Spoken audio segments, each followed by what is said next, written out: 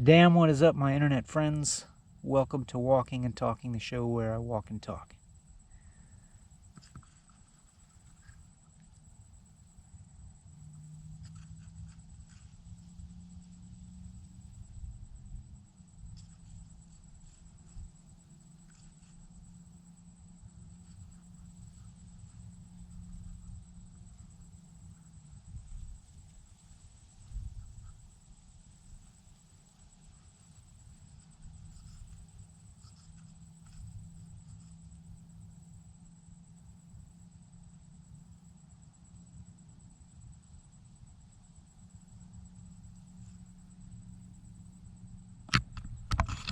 That seems about the right amount of time.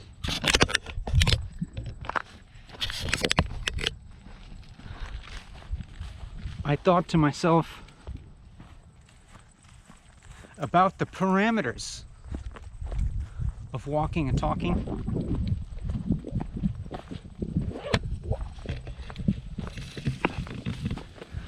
I wondered if I was allowed to just show a flower for a while without talking.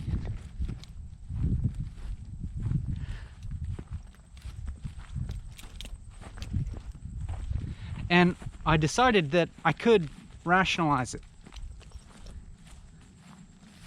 It could be allowed. I did it, so there.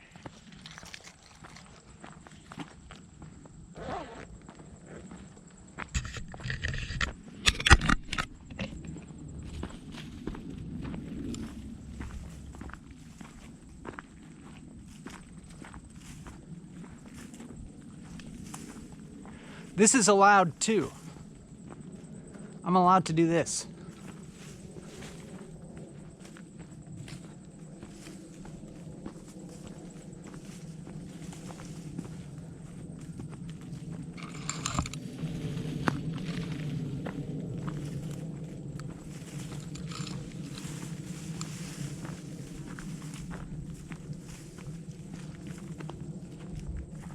But we can get some of my face in here just so that you can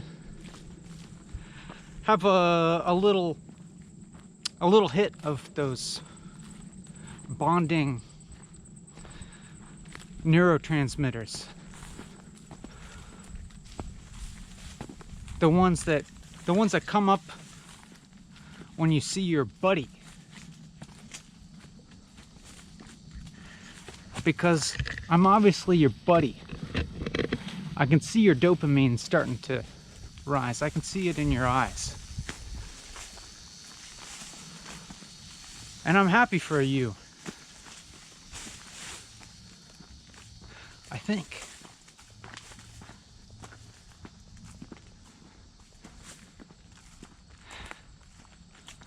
No, I think I actually am.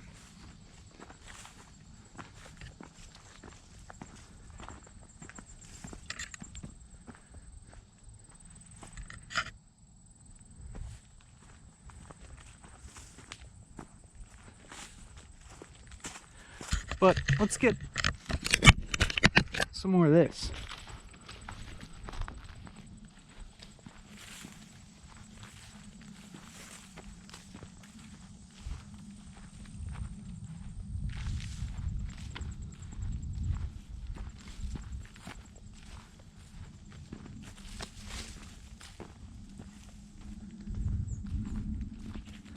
Well, I better keep talking before I start to think too much.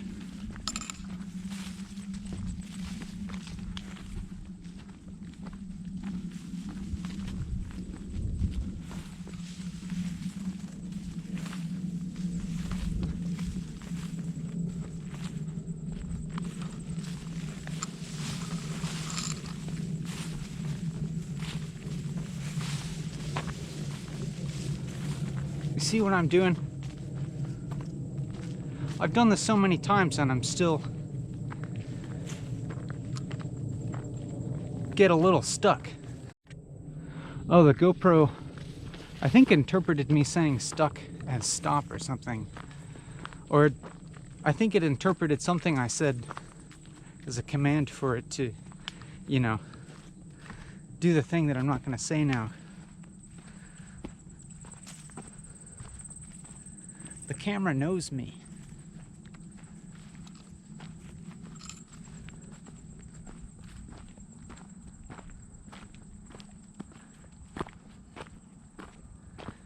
It knows me just as well as you know me.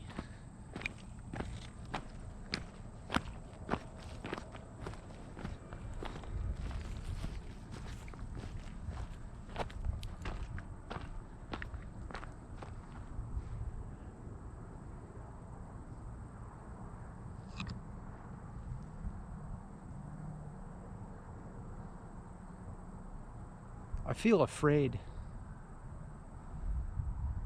That's not exactly true. I feel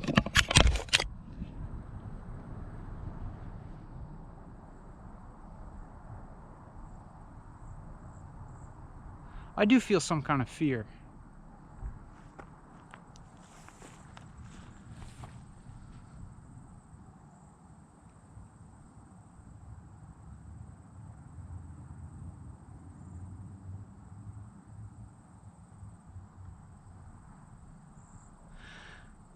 I feel some fear about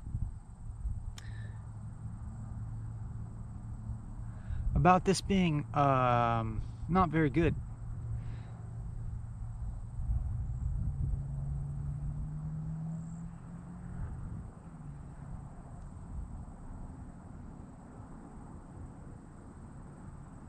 And very confused as to what I'm even doing. And it feels complicated by knowing that so many people watch this. And I feel myself in this position where I'm like, I have no idea why so many people watch this.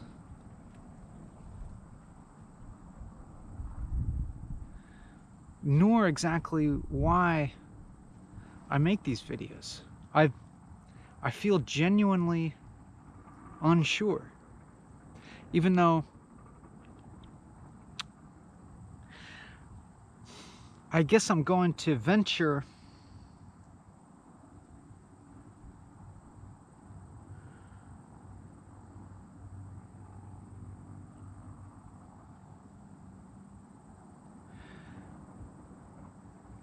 to hope that within the course of making this video, I'll figure it out, or I'll come to some kind of understanding that I don't apparently have now.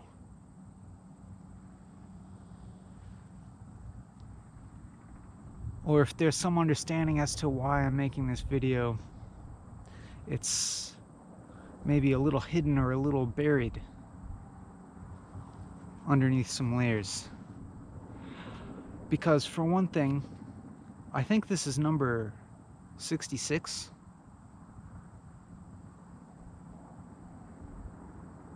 And for 65 episodes so far, I've felt enough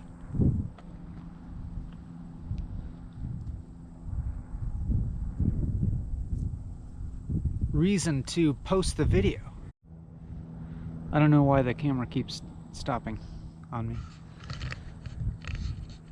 I think it misinterpreted something I said again. Let's test it out again. Let's see if I say these same words, if it stops the video. Post the video. It didn't do it that time. There's a little gremlin inside this camera. Maybe it's you.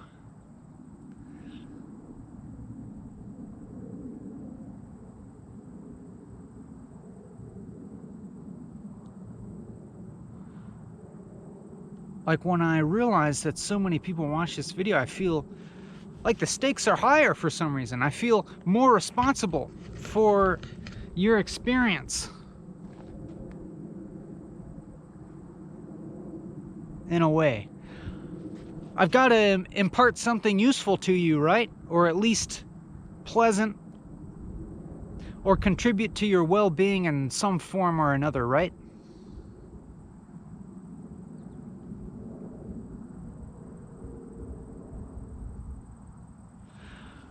I mean, I feel as if I'm starting from nothing, even though I know conceptually that's not true. There's no blank slate.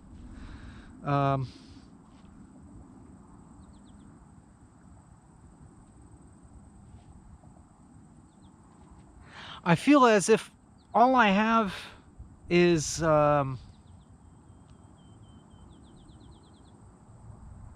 just a glimmer enough of faith that I'll somehow break through something, or discover something in this process that will make it worthwhile. I think I do have that. I think I have that. And worst comes to worst, I don't post the video, but I don't even have to talk about that because obviously I posted it. I did post this.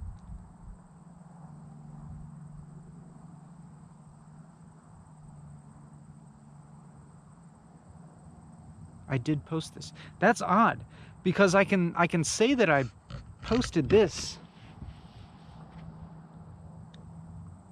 now by virtue of knowing that you're watching it now.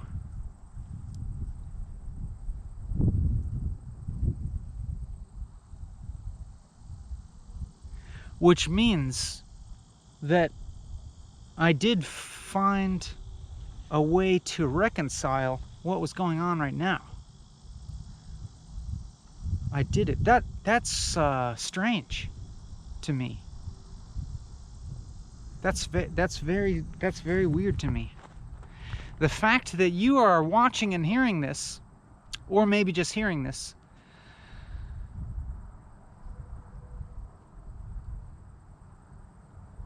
kind of proves that there's something in this video that at least I found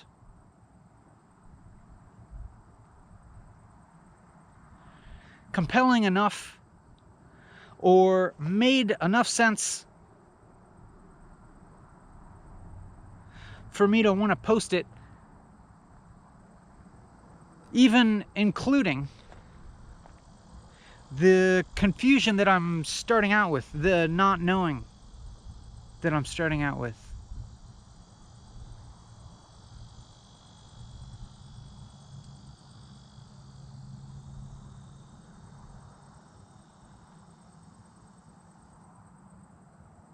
The experience of not knowing what I'm doing,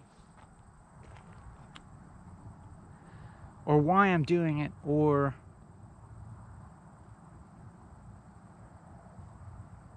what the goal is. I just have these parameters that it's gonna be a 4-hour unedited video of walking and talking.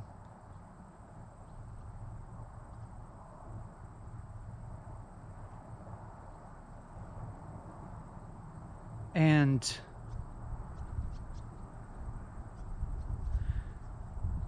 starting off, I very quickly got into this embarrassing feeling.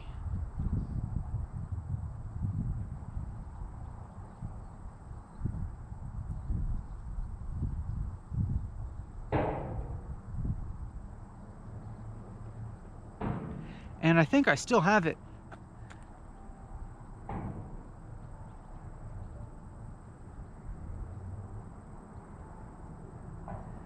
It's really strong, but I'm trying to let that be and just be really embarrassed here for a moment and see where that goes.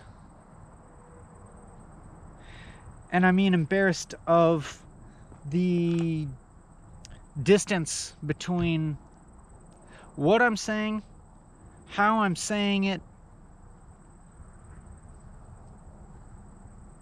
and various vague notions of quality or value. For instance, even my verbal articulation feels a little slow to me. For one thing, I don't feel particularly verbally dexterous, or, see what I mean? That's not even the right word, but I'll let it be. We can allow words to be a little bit mismatched, because sometimes we can find some poetic beauty in that, maybe. And furthermore, just the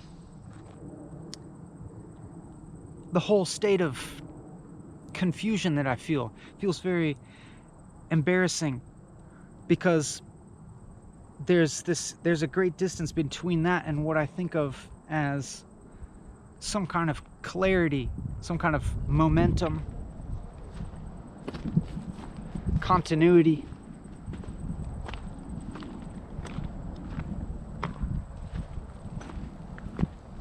Wanting to impart to you some feeling of clarity or continuity, or for you to to be able to garner something from me, like wisdom or something, or just anything, to get anything from this. And if I'm being honest as I can be in this particular moment, I can't claim to be offering you anything.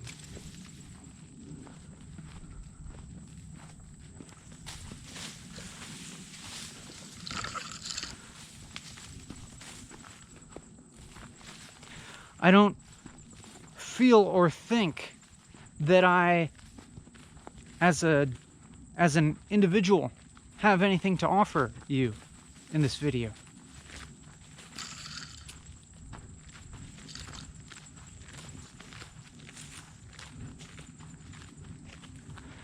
Other than maybe some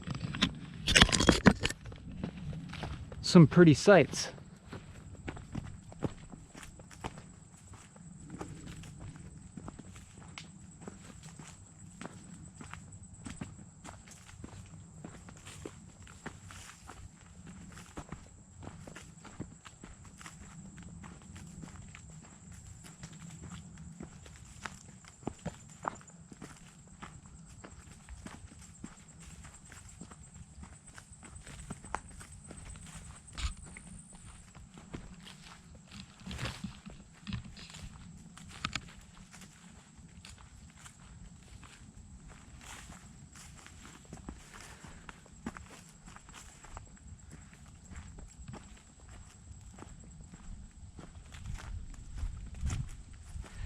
In this gap, I felt a lot of difficulty, a lot of doubts.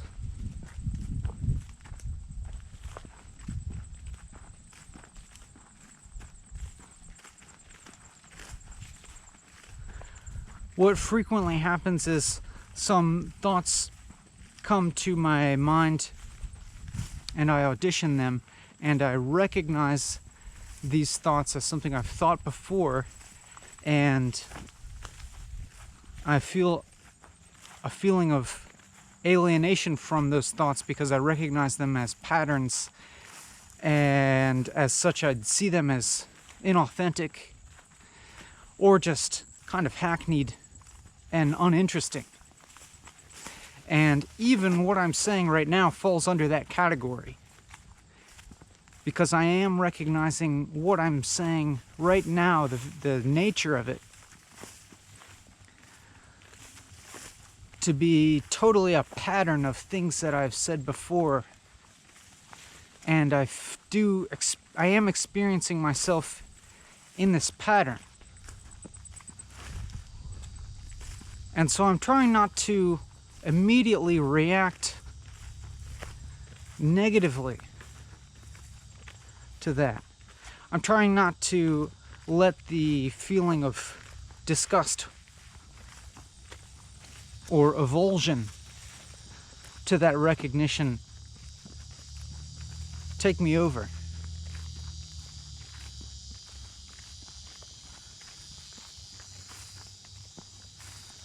Maybe it's allowed for me to recognize patterns and to not instantly react really hard against them. But my thought now is that I need to try harder at something, but I don't know what. I need to try harder at this video. I need to try really hard to do what? A lot of options keep surging through my mind as to what the strategy is to continue talking.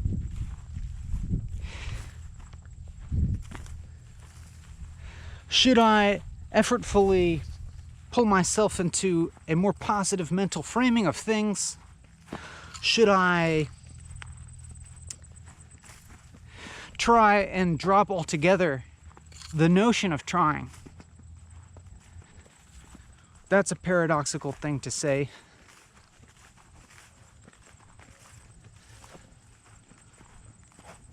I did just now feel some slight shift. I don't know. At the same time, I feel doubtful as to whether me simply narrating my experience has any kind of beneficial effect on your experience.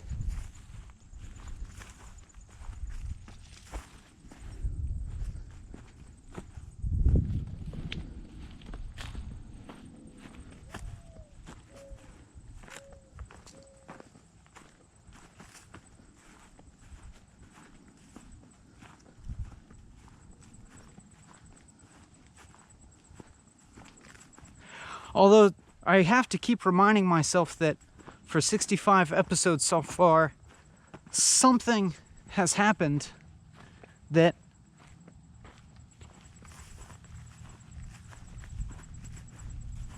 that's at least some people return and watch again. Some people even watch entire episodes.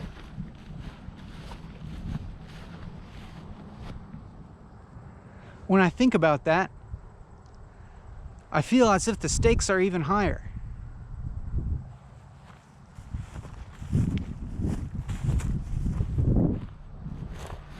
Because this is your life. This is your time. How do you want to spend it?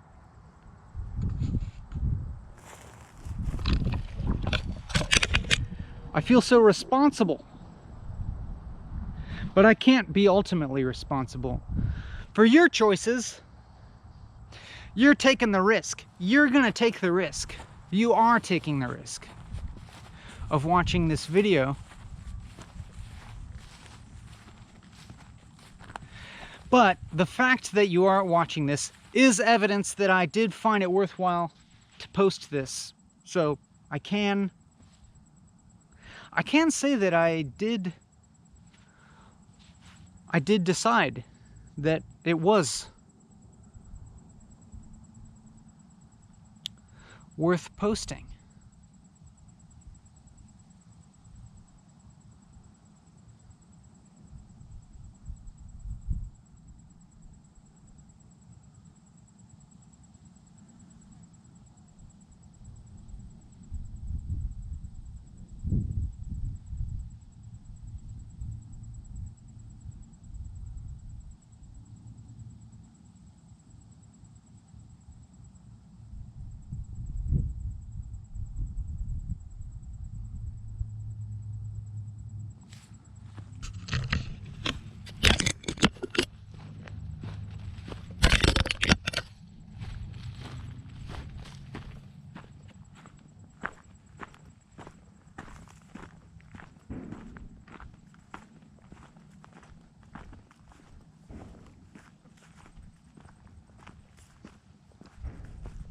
I suppose if anything, it's worth it for me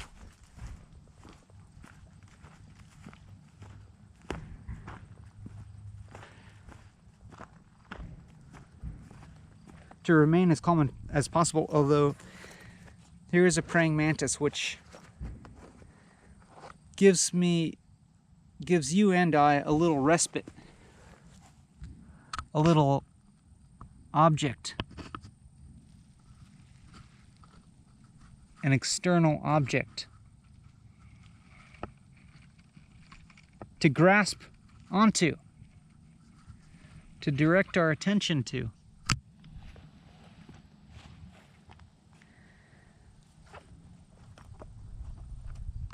To hang on to a little something outside of the void.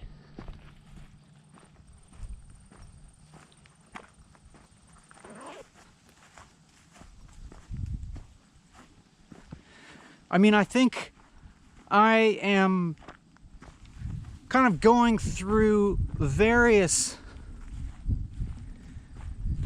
mental framing apparatus in an attempt to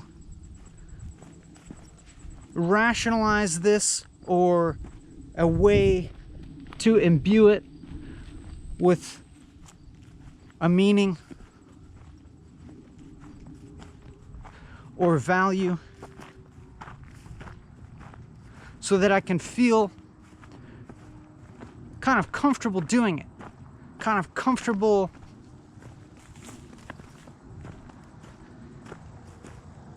knowing that I'm doing something good. I'm contributing some form of value to your life.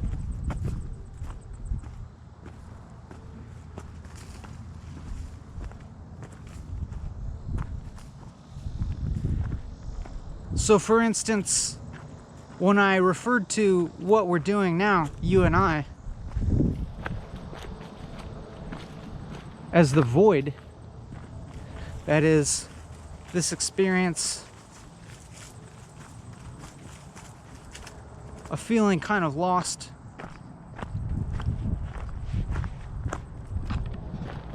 searching around with concepts,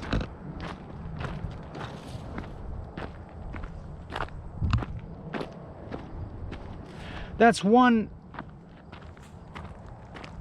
framing device, a meta concept,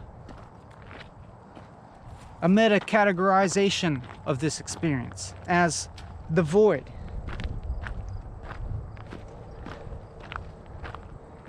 With my concept of remaining in the void as being a moral positive, because it's hard to do.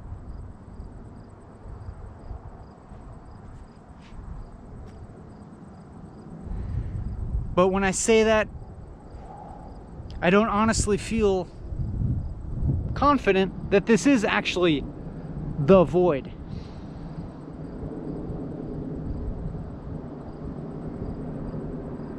It may just be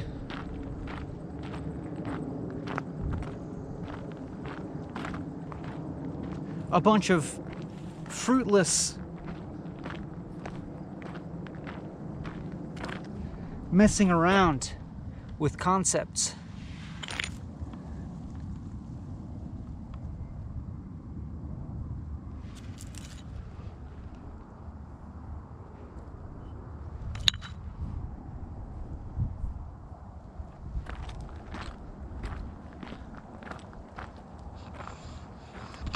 But I had a feeling just now, or a thought maybe it was. Was it a thought or was it a feeling? A little bit of both.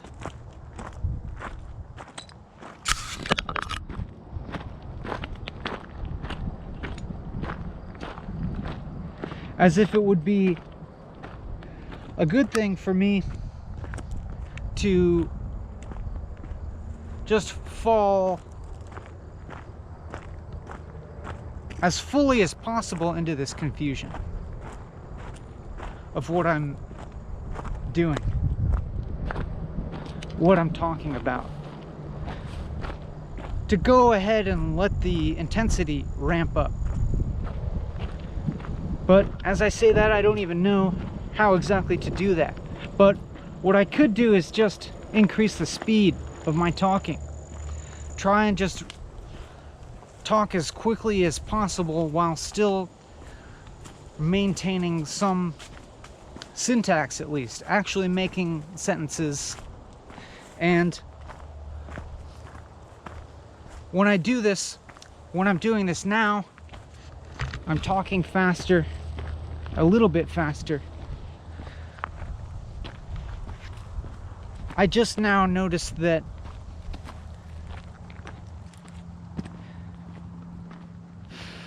I don't know, I guess I just noticed that this thinking was like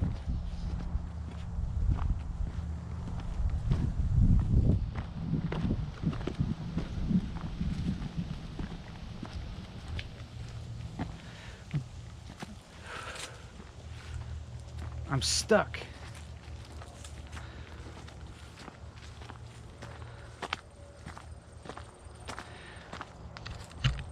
I guess I'm going to have to exert willpower to keep talking, even though I don't actually believe in willpower. I don't believe in free will, but I'm gonna try anyways to just talk as rapidly as possible. And if I happen to ramp up negative feelings of anxiety, then that's okay. What if I just allowed the anxiety of this confusion to ramp up as much as it could? I don't know, I feel like I might even be okay with that experience, to see where that goes. But of course, expressing a view like that, of acceptance of it, is not very conducive to anxiety. If I feel accepting of the prospect of anxiety, that's probably not going to make me very anxious.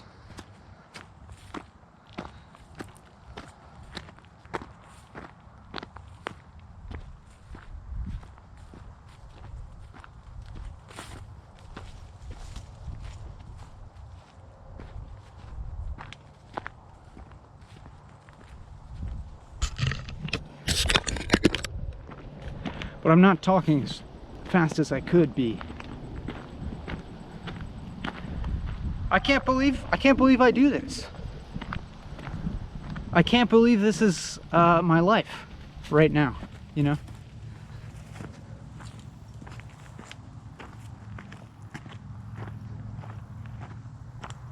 I can't believe this is what I do on YouTube. I can't believe I'm a YouTuber.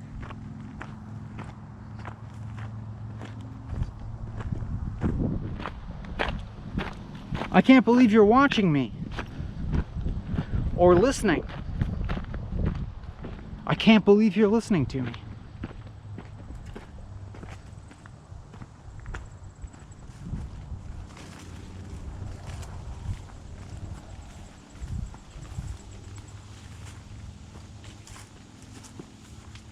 I have nothing for you.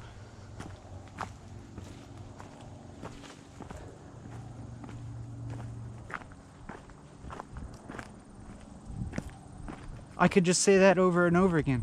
I have nothing for you. Everything I say, I hate hearing it.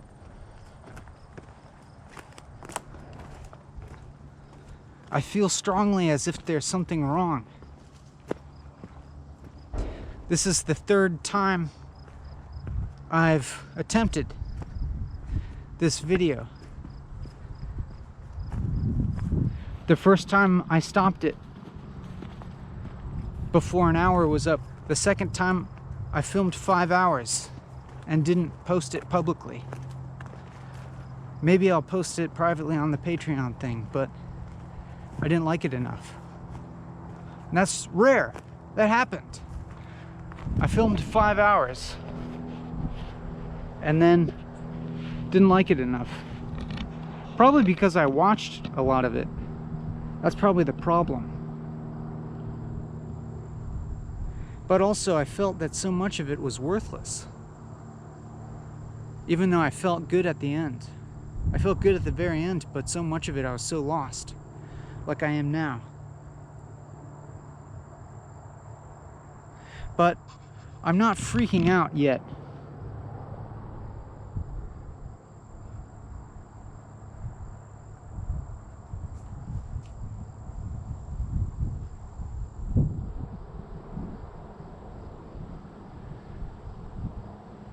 I'm not freaking out yet, but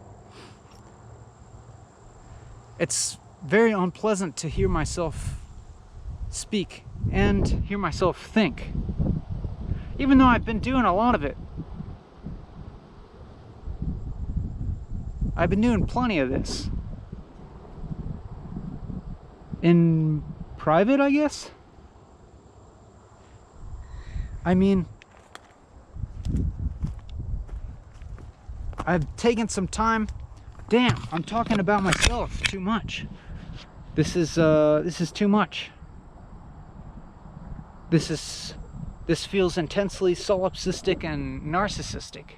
It feels so bad.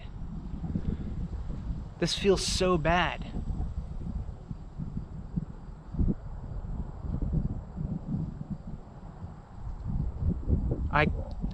I can't understand why I make these videos. And this is the third time I've tried to do this one.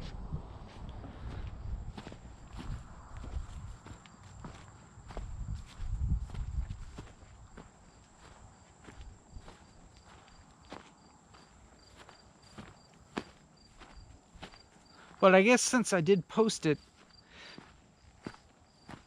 I did find something to redeem what's happening now.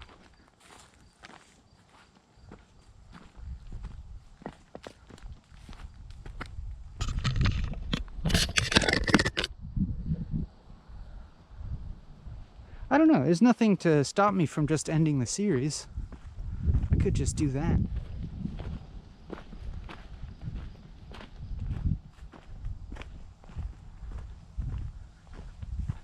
Everything's got to come to an end at some point.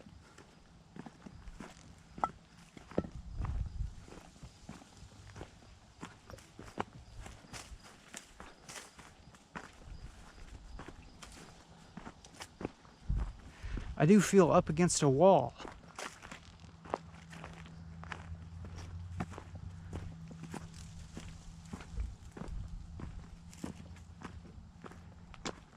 So I guess I'm just gonna keep pounding against the wall, I guess, by trying to speak more continuously. Something has to happen if I keep pushing through, right? If I keep trying to talk. Like, for instance, how could I have possibly ever had the self-confidence to post 65 4-hour-long videos of myself just talking about nothing for the most part?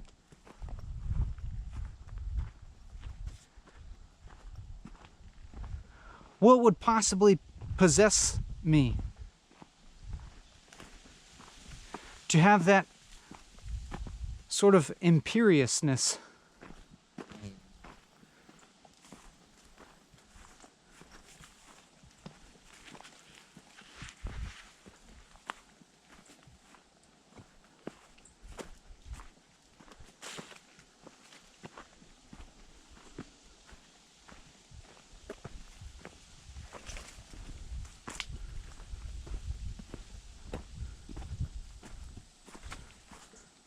And what about you? What would possess you to listen? What would possess you to spend so much time listening to me talking about nothing?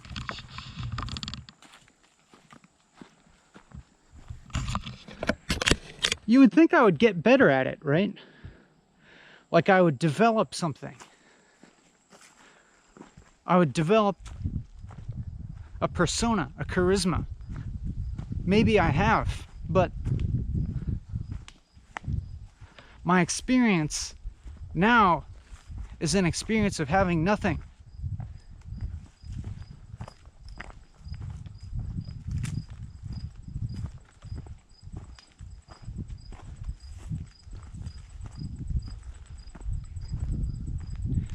And the camera at my face is painful. My face being seen is painful. And my voice being heard and people listening to this thought process feels insane.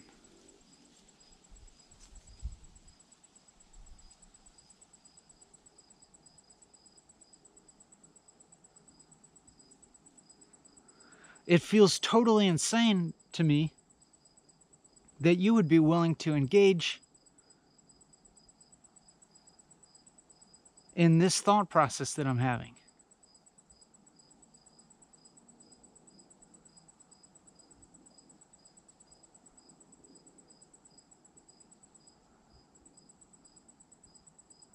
And I'm still rushing for possible ways of redeeming this, ways that this might be redeemed, as in, gosh, it was very informative to witness you go through some sort of breakdown or some intense self-criticism. Gosh, that was brave, or something like that.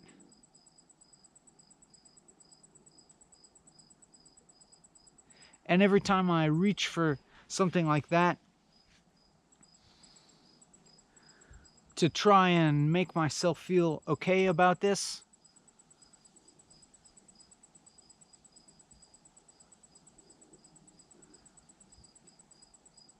I kind of recognize the performativity and dishonesty of that, of any of those framing mechanisms, those positive reframings of things.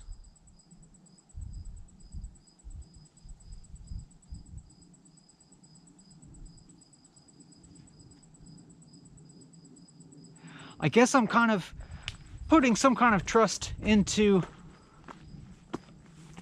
this process that I've set forth a while ago, that has been going on for a while. Put some faith into the idea that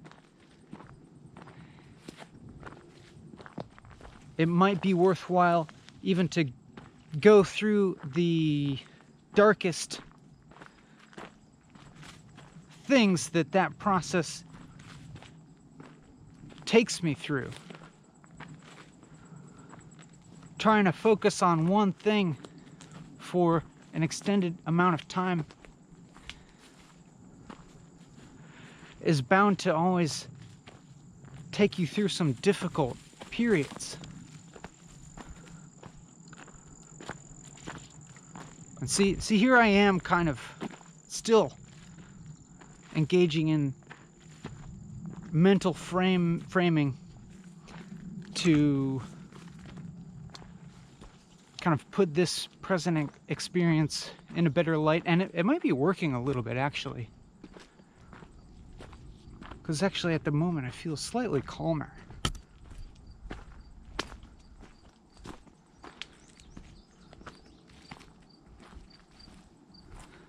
Just when I think about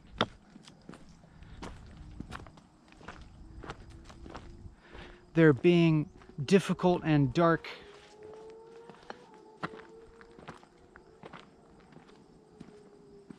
times that you'll especially go through, I guess probably in any worthwhile pursuit.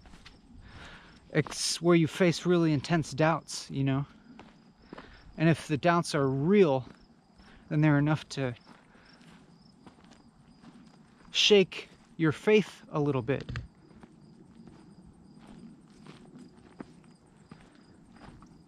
And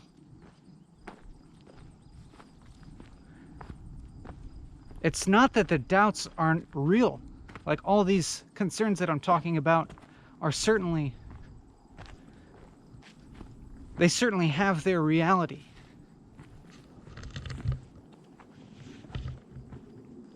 Like the idea that this is completely solipsistic and narcissistic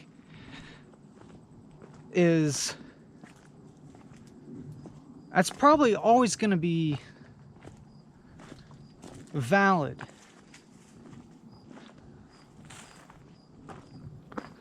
That's probably always going to be a not wrong interpretation of this.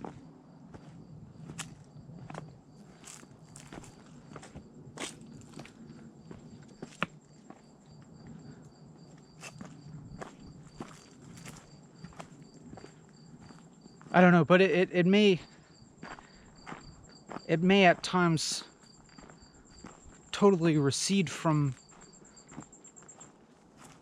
consciousness, you know. That idea, that interpretation of it might not always be present. In fact,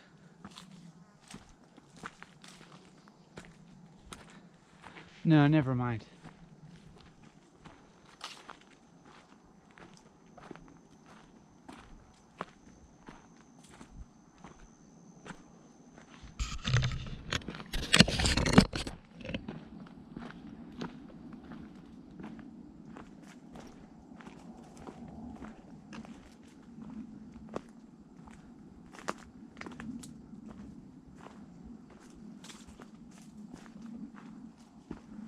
So I'm looking now at my experience and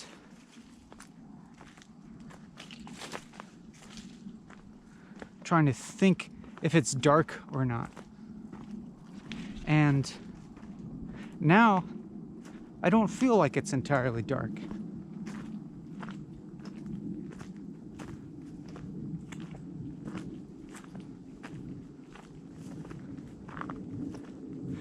The darkness feels like it may be there on a certain level.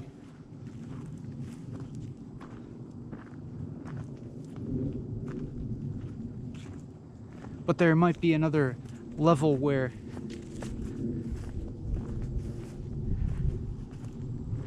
it's not the ultimate.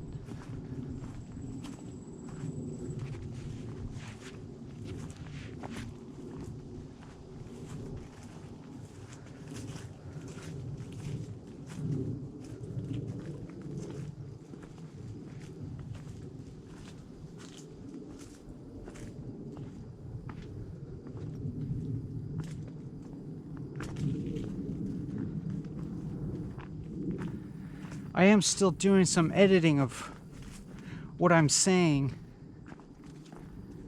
with a thought of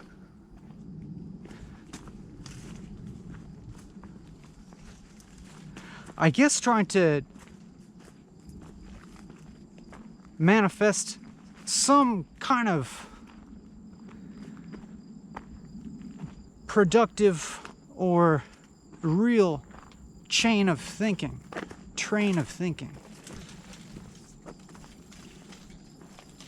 So for instance, at one point I thought to myself, I wanted to say, I feel really inarticulate.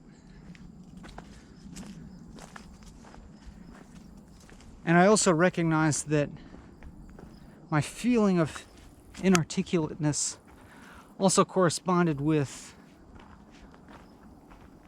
perceiving some kind of lack in terms of how to think about things.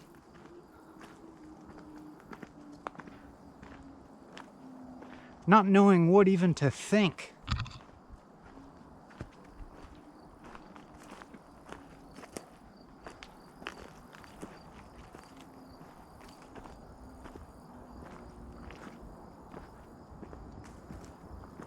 still perceiving a big gap in between what I'm saying and some kind of ideal, and the sort of doubts like this straight up talking thing is such a mistake because this should happen behind the scenes so that you can edit, so that you can write something, spend a lot of time writing something and editing something, and then say it in a relatively short amount of time so that you can compress the message and clarify. You can create and clarify the message. Man, that sure sounds like a good idea, huh? Editing.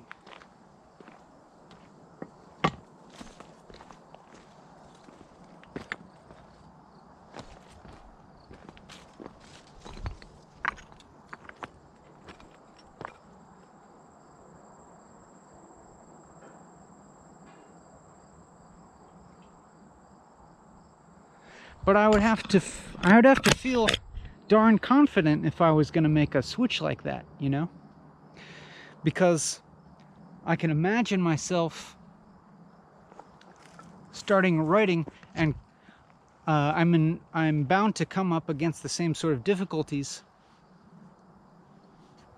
and darkness and self-criticisms and feelings of lostness in the writing process.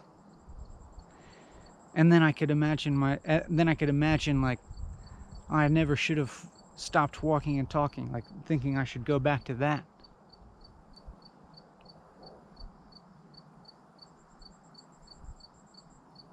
So there's this question here, like, do the doubts that I have, which feel extremely real, do they warrant a change, a big change in what I'm doing? Changing the framework?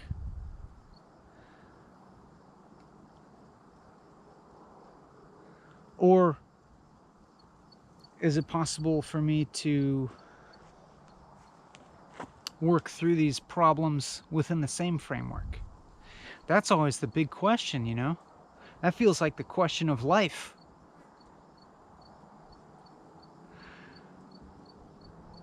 I mean, I'm pretty sure that you have some kind of situation where you probably routinely feel pretty terrible, or feel like it's a huge problem. It could be, I don't know, it could be your job that you hate, or relationship, or habit, or some aspect of your life.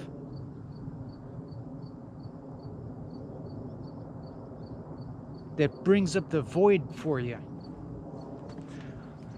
Brings up the what the fuck am I doing for you.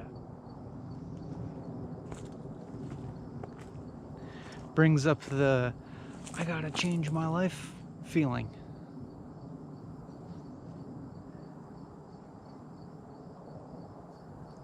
And so you might face this question of wondering, should I change this situation? I could change it. I could try and change my life drastically. Or am I being too rash and I just gotta work out these problems within the structure that I'm currently in? Keep the stability. Even if within that stability it feels like there's a lot of instability. For instance, in this framework that I have of walking and talking for 4 hours, like where at sometimes I might think that if that's the only requirement for me to keep making these YouTube videos is to just talk for 4 hours, and it doesn't exactly matter what I talk about. It's totally open. And I already have this strategy of it being fairly self-reflexive, and I could just narrate my thought. Sounds simple enough, right? Just kind of procedural. And also, knowing that I've had a number of episodes that have felt so good, so liberating and life-affirming, making those videos, and so connecting with the world. And yet still here I am, feeling just super unstable within this framework, and lost, and the darkness and the void, and not knowing what to do, and intense doubts still come up, even within that stability. And I guess I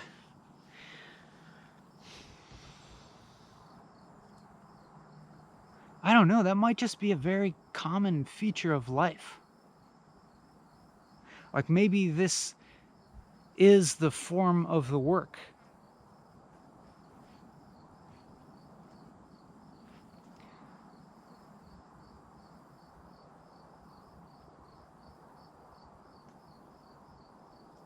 Maybe the good thing about this structure that I've given myself is that it encourages me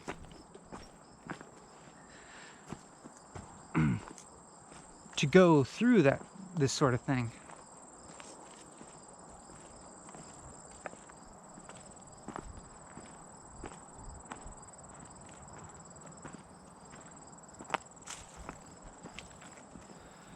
To drill in deeper, so to speak. But it's funny now that I'm referring to it as drilling in deeper, because just a moment ago I feel like my attitude was of total aimlessness, and now my attitude has apparently shifted a bit towards some form of appreciation of the confrontation of the doubts and the self-criticisms,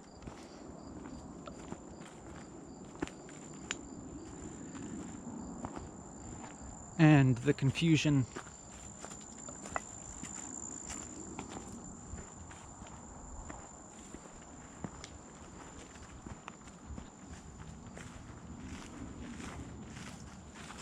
I mean, I will say that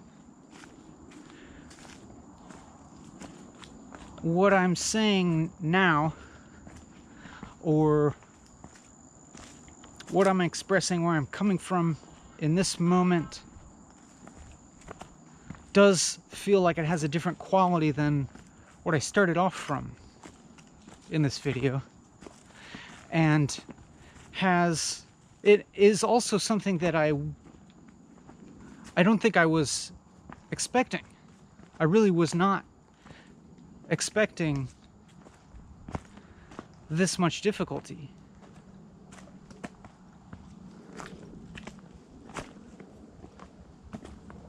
I thought, leading up to coming out here to make this video, I felt relatively calm. I felt as if I was starting to build up my ability to concentrate and to keep myself calm. And so I thought, this will guide me. This will be conducive to making a video that feels good for me, and that I feel good sharing with the world and sharing with your experience. But in the beginning of this video, I felt like that all flew out the window, in that I just wasn't able to access any sort of direction. But kind of paradoxically,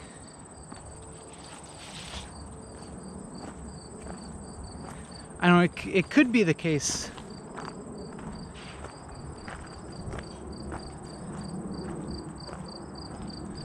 that some of that ability to concentrate is affecting something. But actually, now that I think about it, it's more like, it's more just the willingness to go on that has led to the change, or to any change so far, insofar that there has been any change in my valence. It's not like I'm trying to like assess now.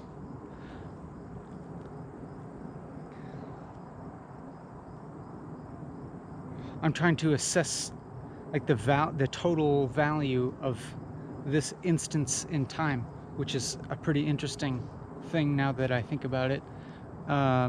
Maybe that's not even a notion worth holding on to, whether this instance in time is time well spent or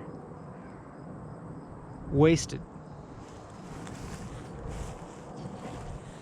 And trying to assess whether I feel good or bad, and I'm feeling a little more ambiguous about whether I feel good or bad. I'm not really sure.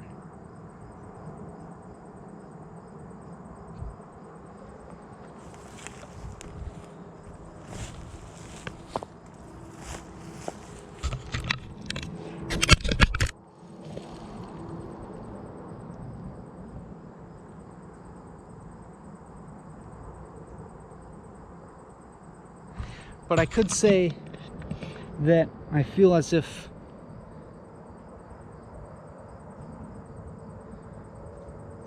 there's some kind of movement and change occurring. And that feels funny to say, because when is there ever not, of course?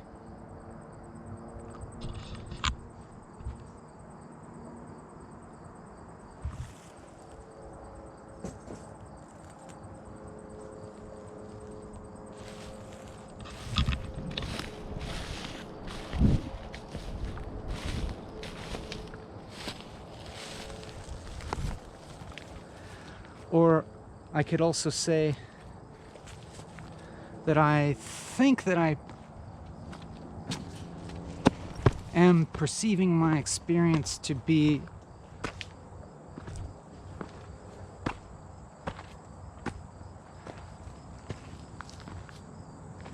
de-solidifying to some extent.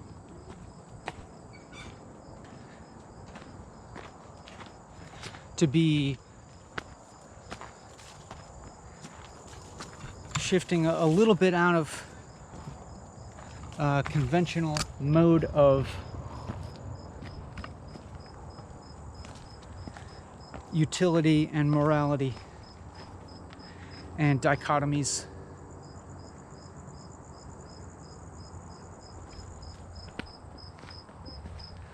Even though this experience right now is not, it doesn't feel really separate from normal life. I don't feel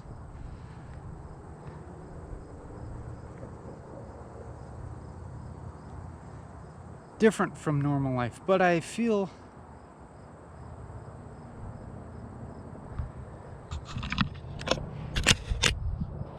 I'm having this experience that I'm remembering before, of probably saying this exact same thing before, of saying this feels more or less like normal life, and then when I say it, it triggers me into being like, what is normal life? What is that?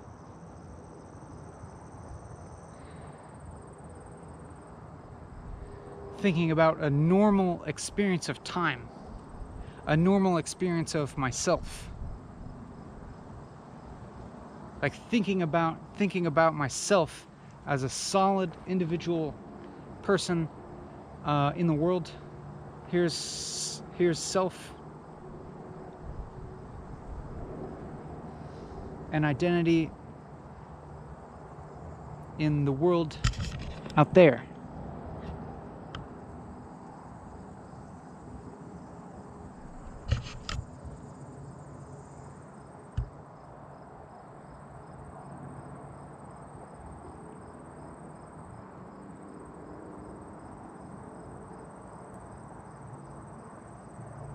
I'm trying to figure out now if that still feels accurate or not. I think it's not true.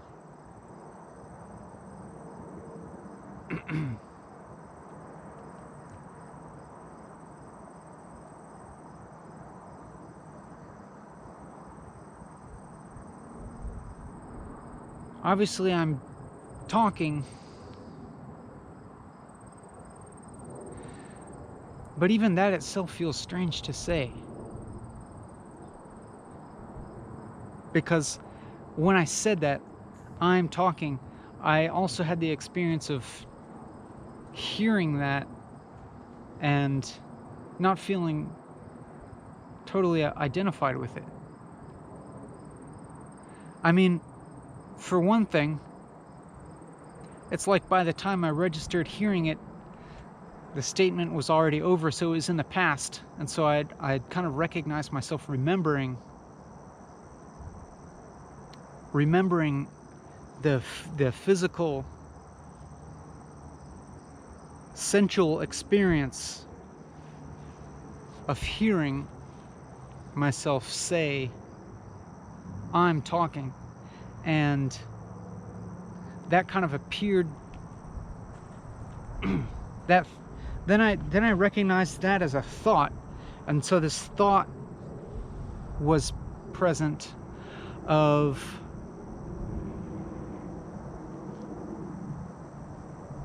the sensual experience of the sound of I'm talking,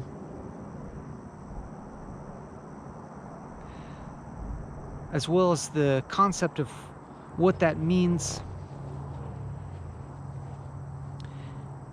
But now I'm having this experience of all this stuff being, all this falling apart a little bit. That is,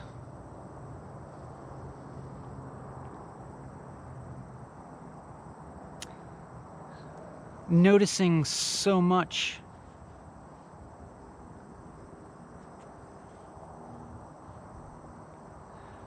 I feel right now as if I'm noticing kind of infinite,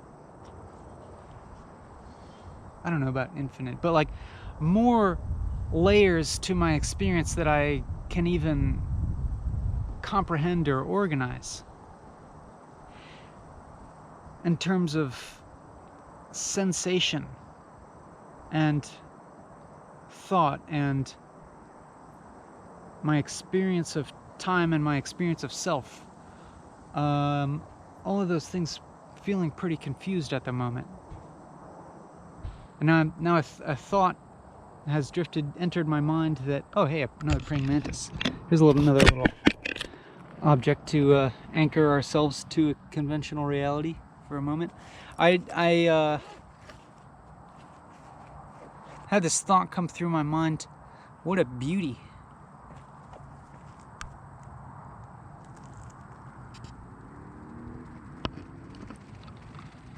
What up, dog? Oh, sorry. It's looking at you. A mantis sees your soul, is judging you. He's not judgmental. He/she.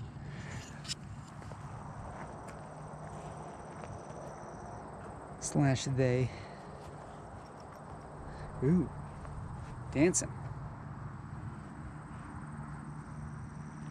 Doing that dance. Stretching. Stretching out.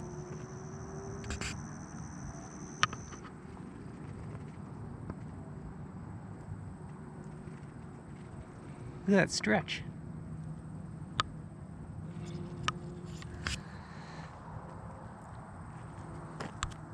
Posing for the camera.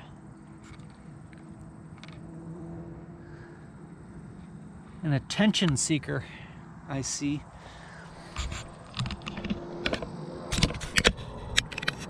Well, so that brings a little lightheartedness into the picture, a little cheer. I had this thought that the way that I'm talking at this moment probably sounds as if I'm on acid or something, but I assure you I'm not on any drugs except for some green tea. But that was a while ago.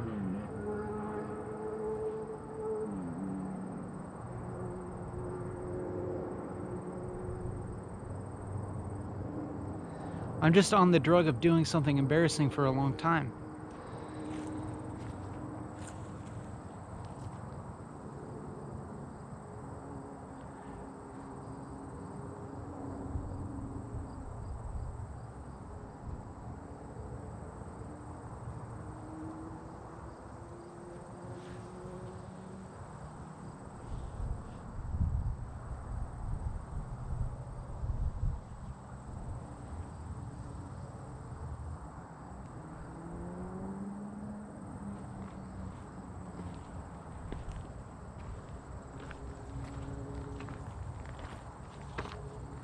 But I feel as if I should continue to try to articulate what I was talking about before that mantis came into the picture.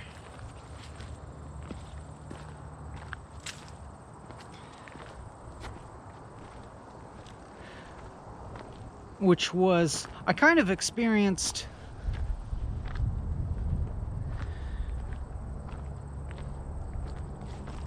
that I started to try and describe something that only happened a few moments before I started to describe it. And at the time that I started to describe it, I kind of perceived that moment as vanishing so incredibly quickly into the recesses of memory, because I began to perceive so much happening just in the minute amount of time since completing a phrase and starting to reflect on my experience of saying that phrase. As in,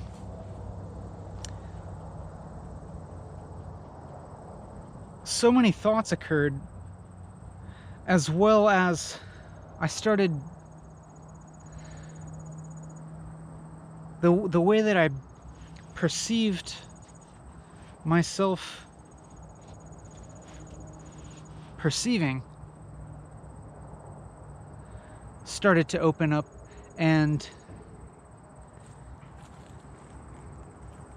it was like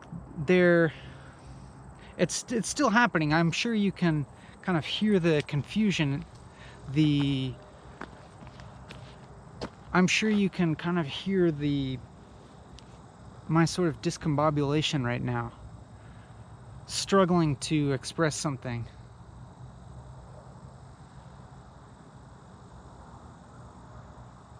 Because every little act of thinking seems to change the moment drastically.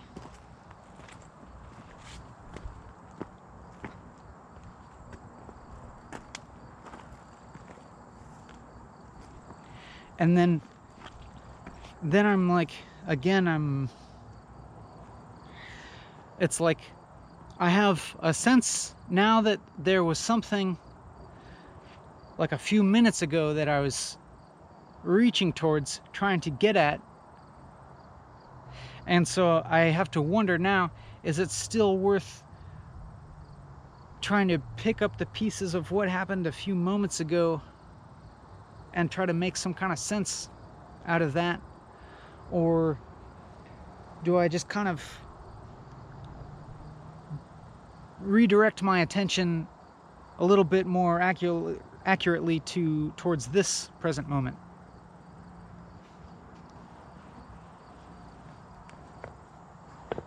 I guess I'm gonna have to lean towards the latter, because it seems like an overwhelming task to have to remember a few moments ago, to have to resort to that. But when I say that, it's interesting because I think about the act of remembering now, and the act of remembering feels like a very present activity, like something that I could engage in or not, maybe.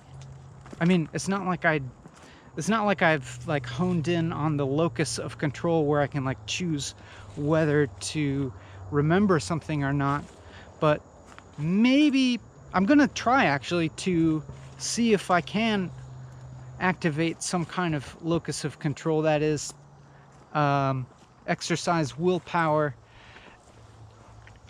and the object of my willpower will be to focus in on the present. Exactly. But as I hear myself saying that, that's just the thing. I kind of hear myself saying it. I hear myself saying it, and then I immediately recognize that the act of me saying that, it's not coming from a locus of control, because in the way that I'm perceiving myself saying it, that's a different place than what I feel identified with at the moment, which is, yeah, I'm going back and forth between feeling identified with my thoughts and not feeling identified with my thoughts, and feeling a little more like I'm witnessing the thoughts happening from some other perspective. And I would say that, okay, so let me just preface this by saying that everything that I'm gonna say, everything that I am saying, strikes me with a kind of incompleteness, a kind of relativism, a kind of problem to it. I'm very much feeling the problematic nature of speaking, and even of thinking. And by problematic, what I mean is the incompleteness of it, of not ever being able to say truth.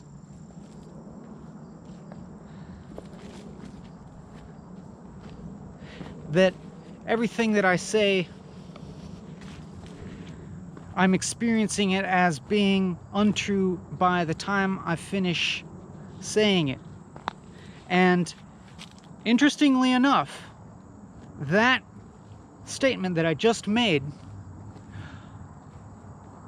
also feels untrue in the fact that it felt true still when I got to the end of saying that. When I got to the end of saying that everything that I'm saying feels untrue by the time I finish saying it, that paradoxically proved itself by feeling true by the time I said it, so that makes it untrue. So it is true. Does this illustrate my point of the incompleteness of saying things? I don't know, I experience this actually a lot of the time in talking, in conversations. Even if it's, maybe even especially if it's like a deep conversation. I don't know.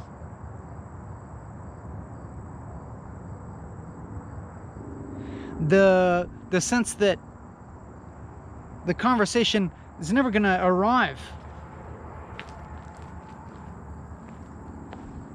It just ends when you get too tired. And you and the person you're talking to with kind of agree that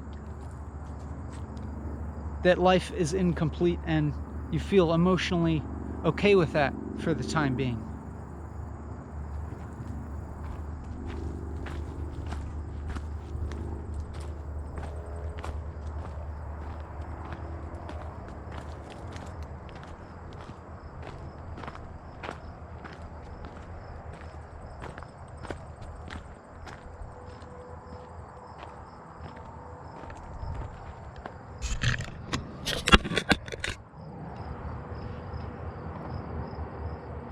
So I definitely experienced this video as being really problematic. And I'm not saying problematic in the social justice meaning of it, although I'm sure it's that as well, but that's for other people to decide.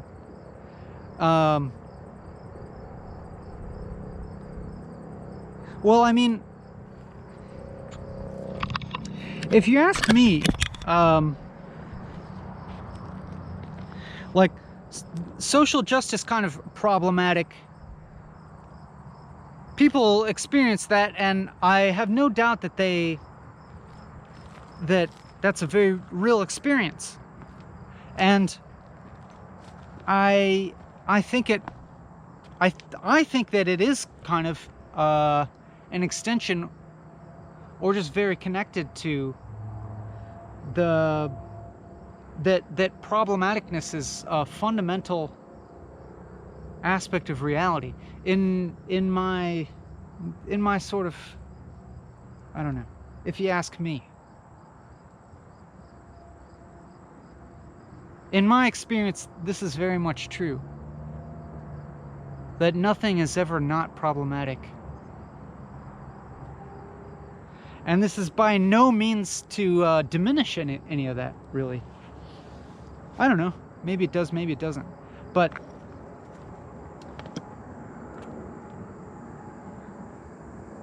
me saying that nothing is not problematic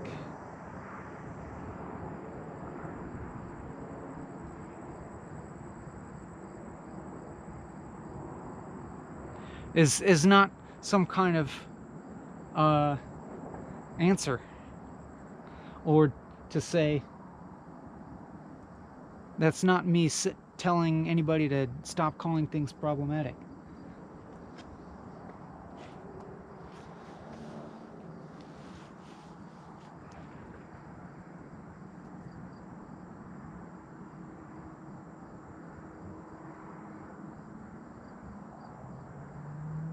I mean, I'm just like, I just feel like I'm just experiencing problematicness in a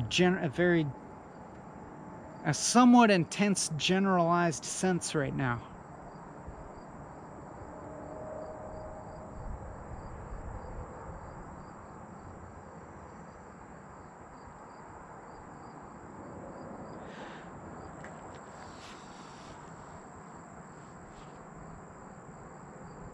Like, I'm problematizing myself, but it's not even necessary, because I'll always be a problem.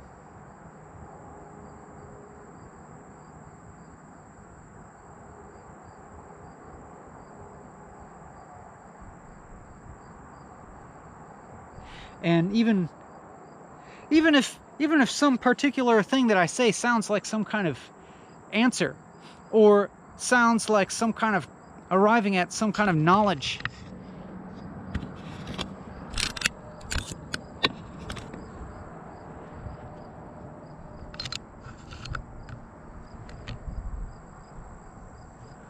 It's not really.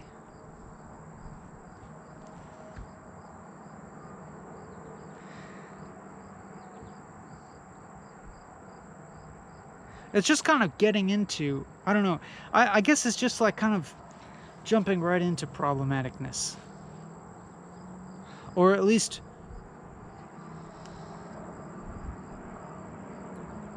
I mean, I say that as if I have any option.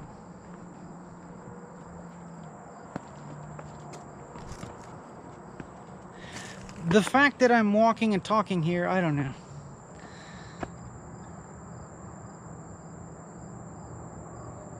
I'm gonna keep talking, and I may or may not have emotional reactions of disgust, self-disgust mainly, and self-criticism, where I may stop what I'm saying in the middle of saying it because I feel immediately overwhelmed by how untrue it is while I'm saying it.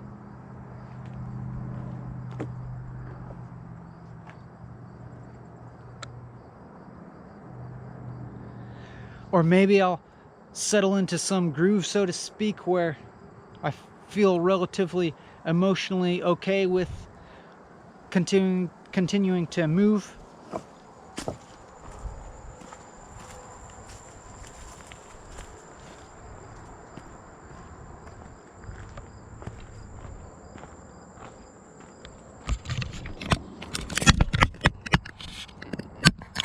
What was I saying? And now I'm starting to feel the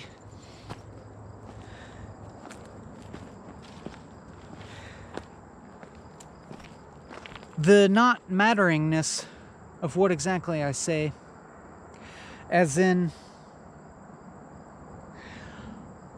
I guess the stakes are still high, but considering the amount of time being watched, I mean, I can look at the analytics of this video and it'll tell me like time spent watched, like total time spent watched, and it'll be like a lot of days, you know? And I'm like, whoa, wow, that's a lot of days of subjectivity being filled with this. Holy hell. But that aside, I'm feeling more of the not matteringness of what exactly I say, because I'm recognizing the sort of common attribute that it's all having in this moment of incompleteness. And I can also start to think about that. I mean, not only, I hope not just think conceptually, but experience that as reflective of the nature of reality.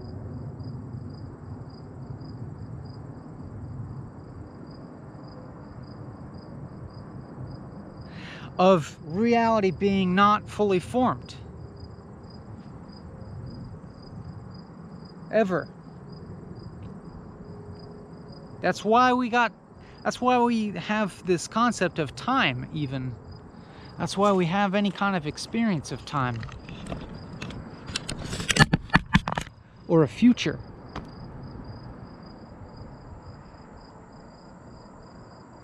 Because everything's not here yet. Everything's never going to be here. I mean, everything that is here, but there's a lot that ain't. There's a lot that could be. There's a lot that could be. And that's what now is, I think. That's kind of what problems are. Damn. Okay, I'm saying really obvious things. I'm saying the most obvious things. Still, I don't disagree that I have nothing for you. I have nothing to offer you. That still stands true, I think.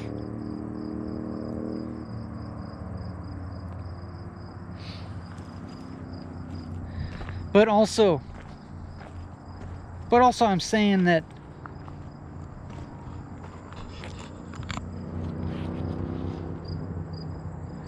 like problem and reality are kind of like synonymous.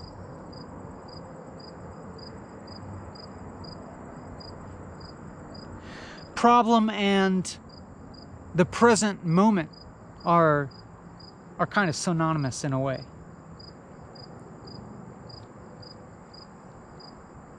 And that, what is a problem? A problem is like some kind of gap between what is and what could be better, I guess.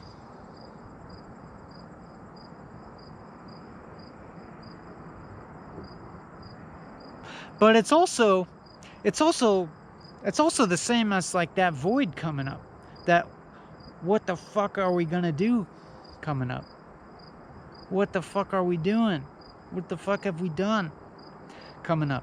That's the same as the void, that's the same as problematicness, and that's kind of what the present is.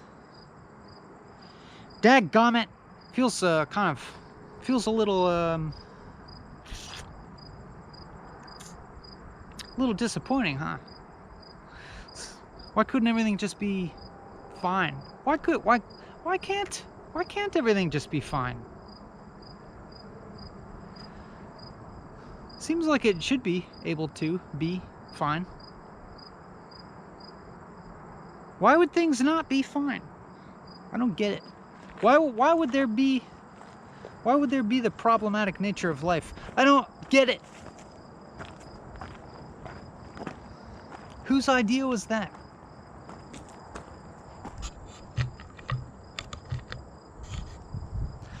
I think I can almost get it. I can almost get it. And like in moments I can sort of get it, like trying to hold on to it, like trying to catch a slippery eel. It's kind of like holding a water weenie. You know those toys that are toroid shape? A water weenie has come up in past episodes as a very useful analogy for reality. But now I'm realizing a whole different use for it, metaphorically speaking, as being like understanding, because the more you grip it, the more it like shoots out of your hand.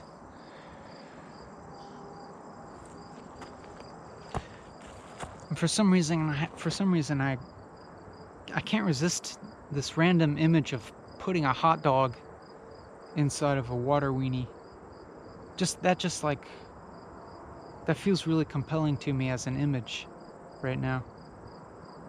Apropos of nothing really, I don't think, unless it's something Freudian. There's something there, I think there's something there. Should I add a highlight, GoPro? Add a highlight. So when I want the camera to add a highlight, I don't know how to make it do it, but like if I cuss in the right amount of enthusiasm, like when I say things like holy shit or something, kind of enthusiastically, the GoPro like highlight added. I don't know how it's doing that. So I'm gonna try and emulate it now. Holy shit! It did it. I tricked the GoPro into thinking that I'm emotionally excited about something. So highlight. I don't even know how to access these highlights. Honestly, I don't even know like how this works. You probably have to use some godforsaken GoPro proprietary software bullshit that has no actual functionality. But anyways, I'm just kind of like trying to add a bookmark for this idea of putting a hot dog in a water weenie, because it seems relatively easy to realize, and we'll see. Maybe it'll be a compelling image, but maybe when I think about it later, I'll think it's stupid as hell. That's probably the case. But you may be beginning to, maybe you notice now that there's a very different emotional valence going on. I'm beginning to experience a little bit of a rolling downhill effect of having slogged through the void for a little bit. I'm experiencing myself speak with a little more enthusiasm and vigor, and dare say I'm maybe even a little bit of joy. What I think of as efflux or efflux. I don't mean to reference the online journal when I say that at all. I'm talking about efflux in terms of Plotinus, the Neo-Platonist philosopher, and his efflux and reflux. Reflux being the return to a singularity, or the one, as he would call it, the one, the unity of all things, and the efflux being the outpouring, multitudinous manifestations of that one into the many, the cornucopia of the world of form. And so that's kind of a model that comes into my mind sometimes. And maybe sometimes when I have these little mini dark night experiences, maybe I can post facto interpret those as a type of reflux, a type of shedding of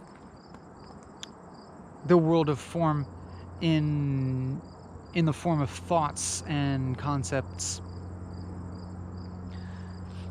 aspects of self that I was operating under, unawares of, engaging in some kind of practice that brings those under the light of the one, and it burns them up. Ow! Ow! That's me? Ow! I'm an asshole. Ouch!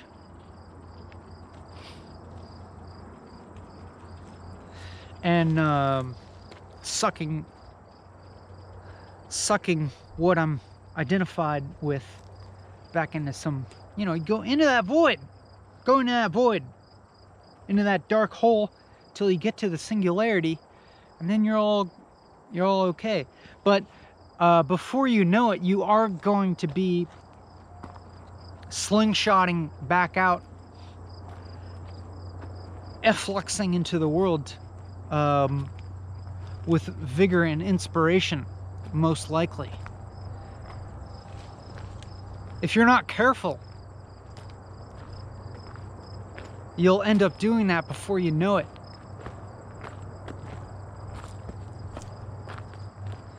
And then you're just gonna have to go through that whole dang process again, because you're gonna manifest all of this form into the world when you do that. And then at some point you're gonna have to go through the whole reflux again, and be like, and then like, you know, because like that form might be something that you identify with temporarily. Maybe it gives you some kind of feeling of comfort for some time. Interesting to talk about time now.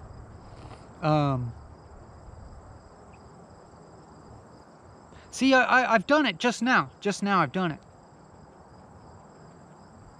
I started slingshotting back and speaking all enthusiastically and with humor and some liveliness, some chutzpah, a little pep in my step, and then I started to embrace that, and I seem to be continuing to embrace it even while I kind of meta-narrate on it or reflect on it and derive enjoyment from it. And you know, maybe there are mechanisms of identification of identity building at play here or something, and I could be, you know, blithely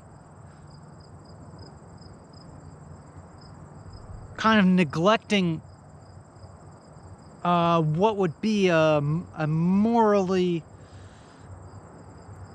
more pure path of sticking with that void for longer, or at least resisting the gravitational pull of the efflux. You know what I'm saying?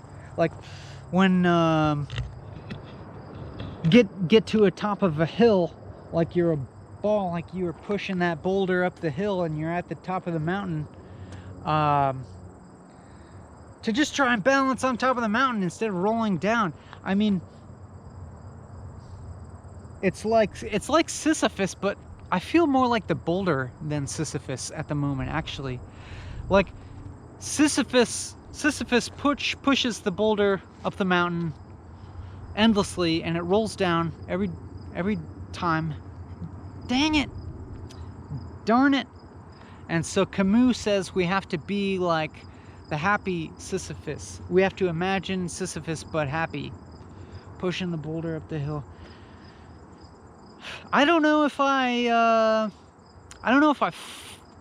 fully agree with that.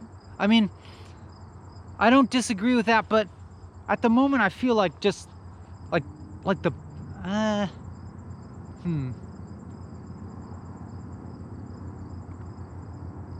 Actually, I feel like the metaphor might be more useful of like dragging a sled up a hill endlessly, because I think you do kind of actually get to ride it down. Like Sisyphus, he pushes that boulder up and then it rolls down, but then he gets to, and then he has to actually walk down the mountain, right? He has to walk all the way down and get the boulder again, wherever it landed. So I guess in that metaphor, like the walking down the mountain would maybe be the efflux part. And you'll notice that I'm attaching like kind of a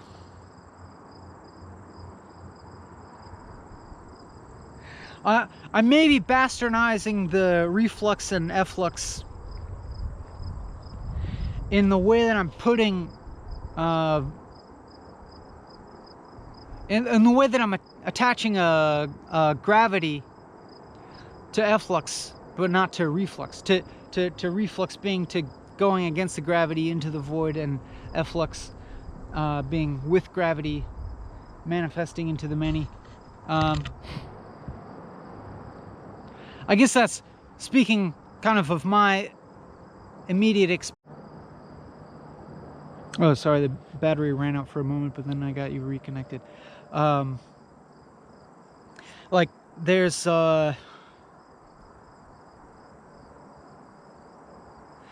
Like now there's this energy behind the way that I'm speaking.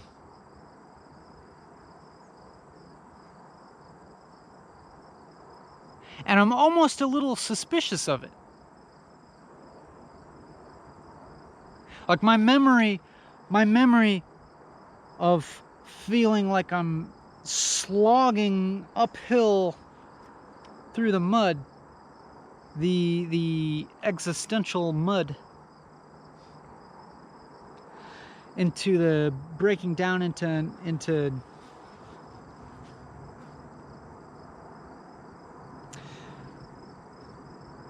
you know, a dissolute fog, a dissolved guy, a fog guy.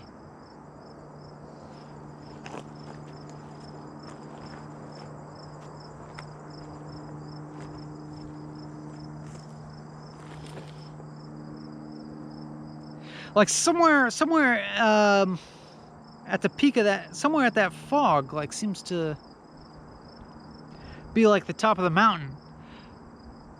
But I feel as if I could go higher on the mountain.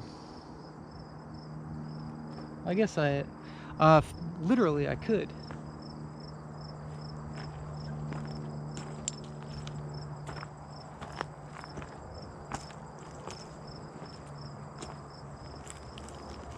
So what if I kind of try and rein in my enthusiasm? It's almost as if now I'm like desiring the slog. I'm desiring what I'm calling reflux.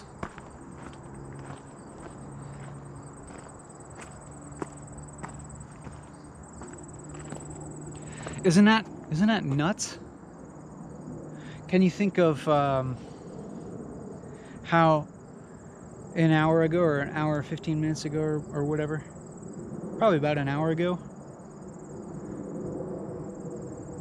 how difficult this was?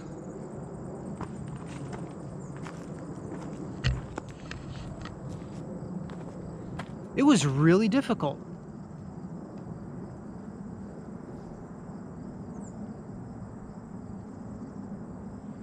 And now I perceive that as having meaning. This is nuts. This is nuts.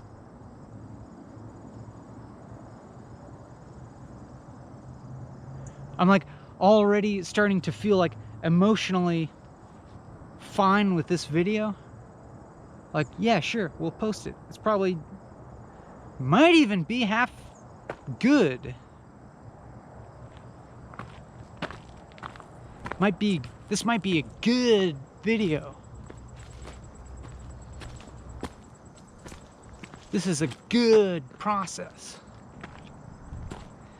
We're making progress. We're learning about ourselves. We're learning about reality. We're making progress. We're becoming wiser people. Yeah. Listen to me.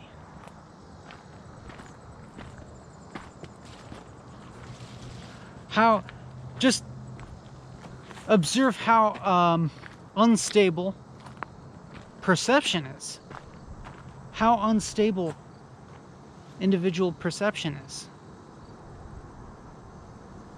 There's nothing objectively different about what I'm doing now and an hour ago. It's the same thing that I'm doing. It's totally continuous from that moment to this moment. That wouldn't be the best way to go. A little bit farther, it would be a jump. There's a drop there. Yeah. Yeah. Sorry to interrupt.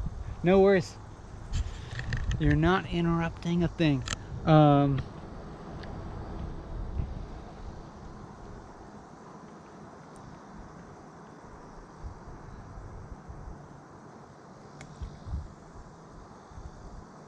Yeah, how unstable our perception of things is.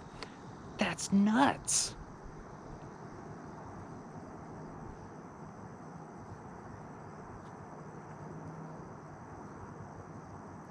And for me, it's like, I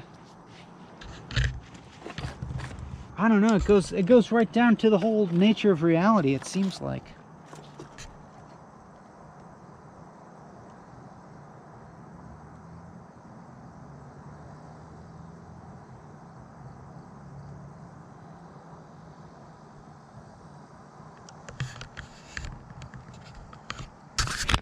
And when I say that, what I mean is,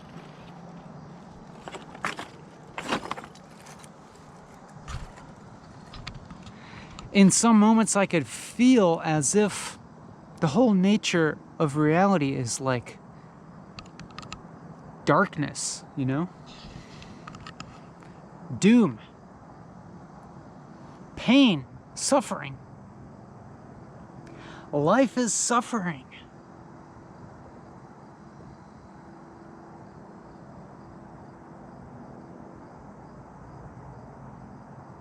Just objectively.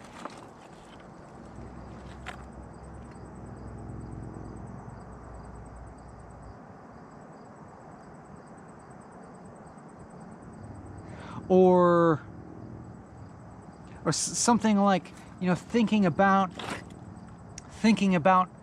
the universe as this objective thing, and thinking about human experience as just being this emergent phenomenon.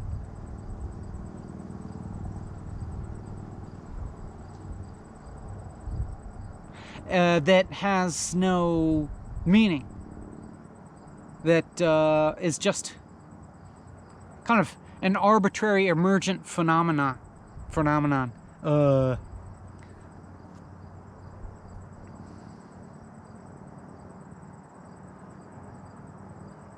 That happened because of the physical laws which govern our reality, and knowing the human experience to be something that's finite, that will end. Not only as an individual, my individual life will end, but so will all human experience. It'll at least change, at the very least change to something that we can't even really fathom.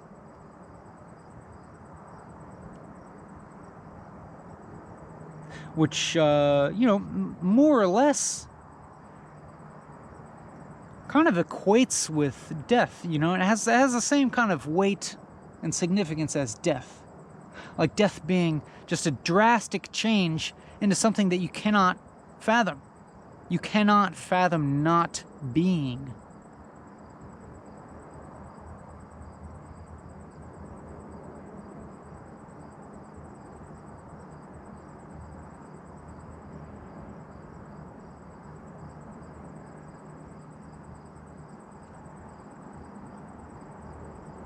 And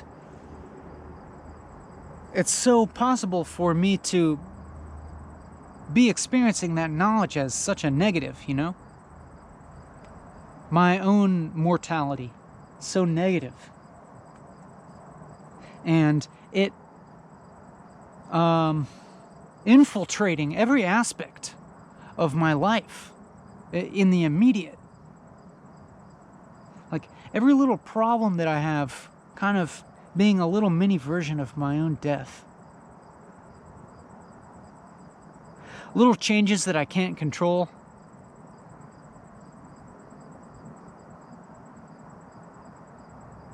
Wanting stuff that I don't have, not wanting what I do have, all that kind of stuff.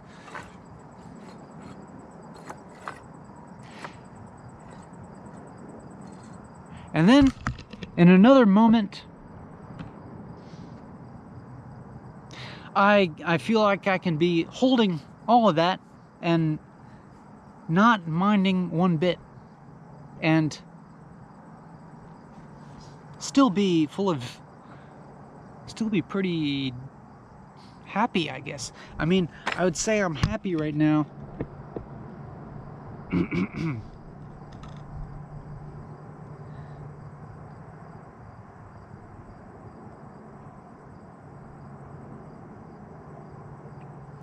And I'm interpreting my happiness right now as enjoying this gravitational rolling down a mountain that I slogged up.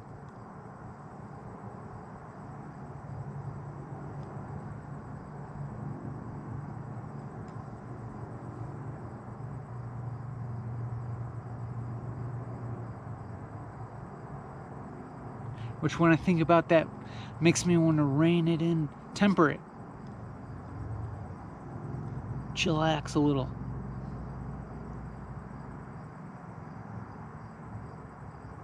Because this almost amounts to some version of bipolarness, right? And I think absolutely everybody experiences some version of that. You must have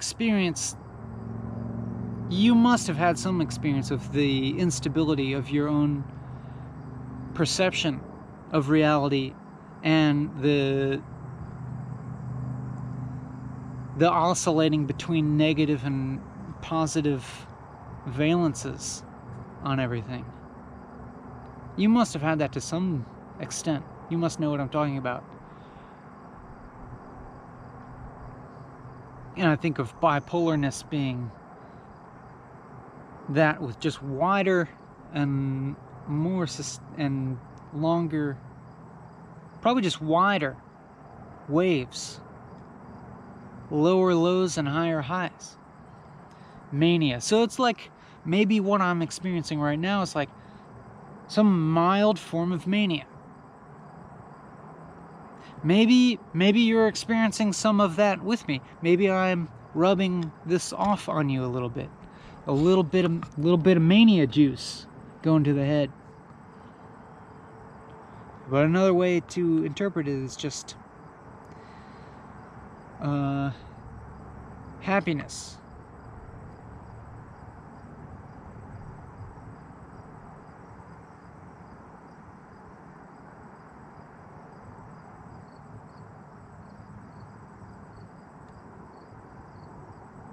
But I did go through this ambiguous time where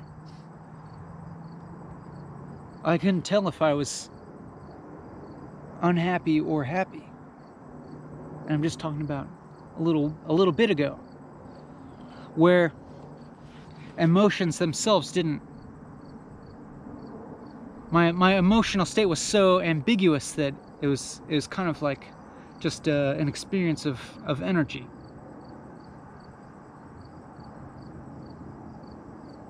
Not good or bad.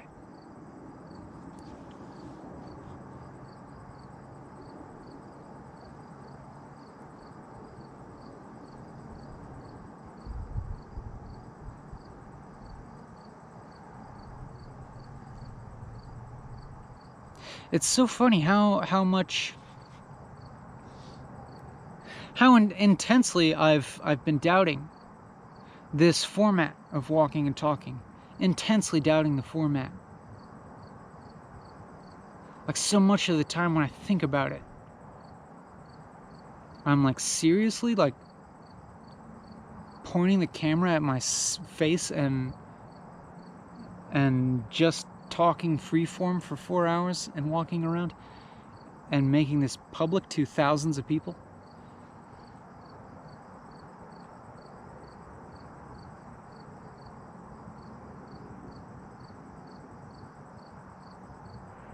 Like, I gotta do something better. I gotta make this, you know, I think to myself, I gotta edit. I gotta make this more accessible. But I don't know. these problems are still here, I think.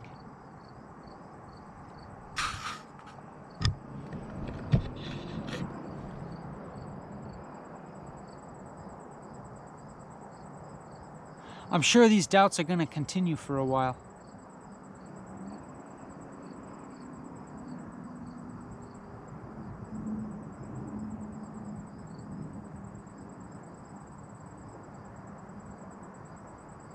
That is, I have to ask myself, is it really necessary to drag you through this whole thing? Why do I gotta drag you through it? I mean, some of this time I feel like it's kind of, some of these times I feel a little entertaining. I'm entertaining myself. So I guess I might be entertaining you. There's that possibility.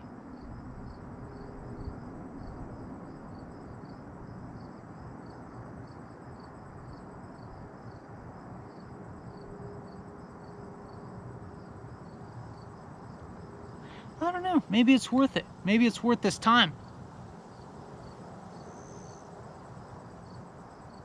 I do feel an effect of your eyes and your ears now. It's like they're drawing some visceral energy through my voice. They're making me want to enunciate in a compelling way. Because I know about all this time, all this subjectivity that's hearing this right now. Holy shit. Hey, it didn't add a highlight. Gotta make it worthwhile. Gotta...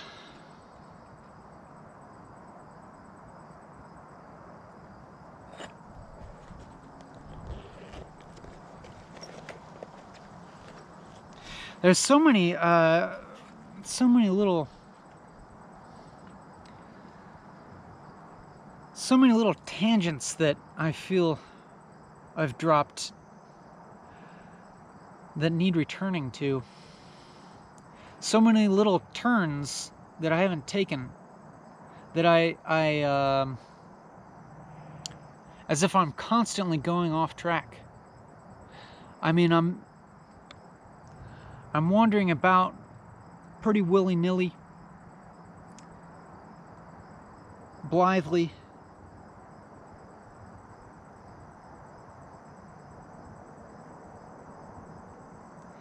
And at times, seeming to place little mental bookmarks in my train of thought to return to. And I'm sure I'm not going to return to all of them. But hopefully some of them will come up and we'll have some formal repetition going on.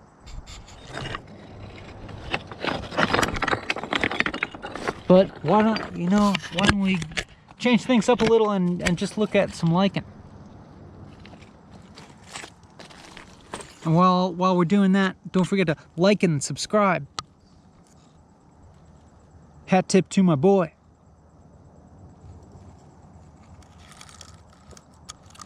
Get a load of that. Get a good load of it. Or don't. You don't have to. You don't have to get a load of it. You can just you can let it go too. I guess that's kind of the same. I don't know. I guess if somebody tells me to get a load of something, or if I tell myself to get a load of something, let's just keep looking at that lichen because it's a lot prettier than my face.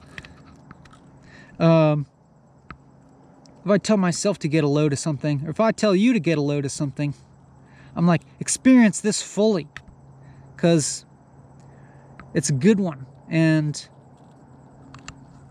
it's not going to be around forever. This experience won't be around forever. So experience it fully now. That's what I think when I say get a load of something. Even though it kind of implies like taking some of it for later, saving some, getting enough of it that you can save it for later. I don't know.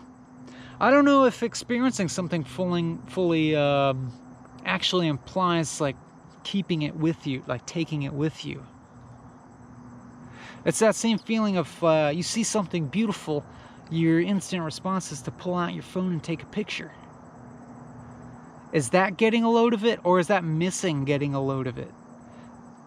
I mean, you can look at that picture for later and have some sort of diminished simulacra of that, have a story of it, have a memory. But is that getting a load of it, or is getting a load of it just staring at it and trying to silence your thought and just taking in a sensual experience fully?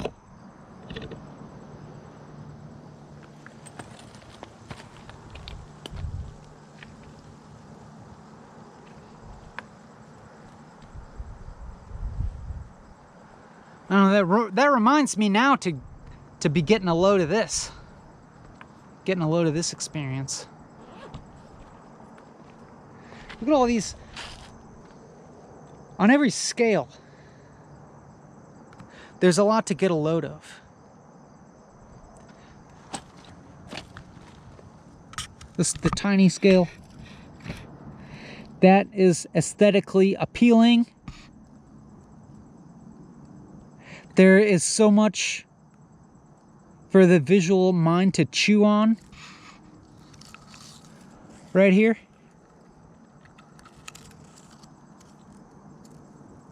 So much, you know, pattern recognition, repetition and variation.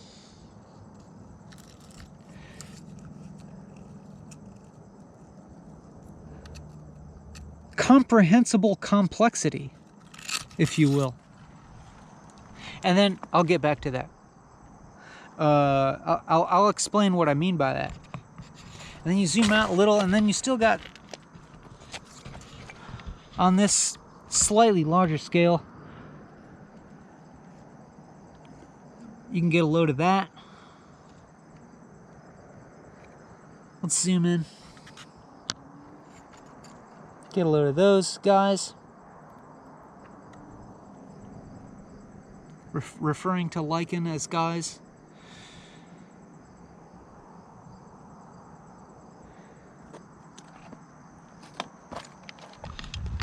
Get a load of that one. And then you zoom out, and at every scale that I can see these rocks at, I just want to keep getting a load of it. I feel as if I could get a load of this. Well, I slipped and almost fell there, and then I looked at the camera and it was not on. But I don't think we lost anything, because I'm still here, just trying to get a load of this, and I just can't. I can't get a big enough load of this, because there's too much. There's too much to get a load of.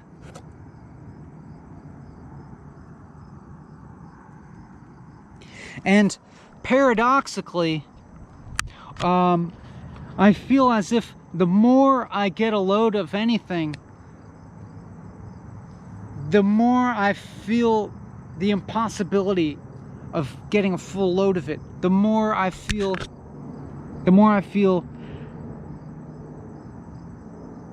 that there's more to get a load of than I could ever get a load of in this lifetime. And so right now, I feel that about this little pile of rocks, this large pile of rocks.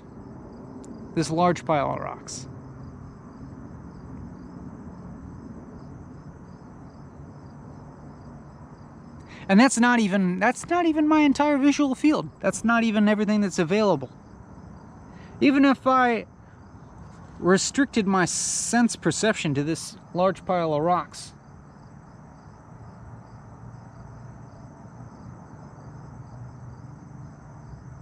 my interest is just so turned on that I feel as if I could be experiencing aesthetic overwhelm at any scale and in any framing of what I see. I'm kind of moving. I'm shifting around the contents of your rectangle on your screen as an attempt at a reflection of how I feel like any of these rectangular framings has a lot going on in it. Has a heck of a lot going on, more than I can ever really get a load of.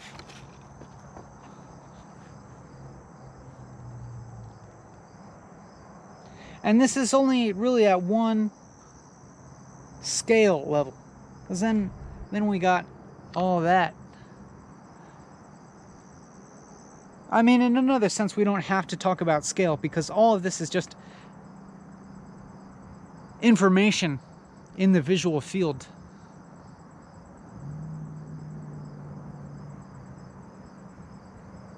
But we realize that we have this possibility of constantly changing scales, you know? You look at that mine over there.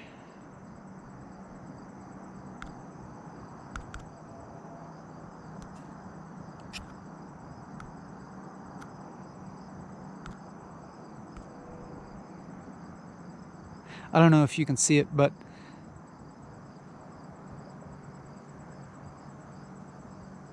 there's a quarry or a mine over there, and it's far away, and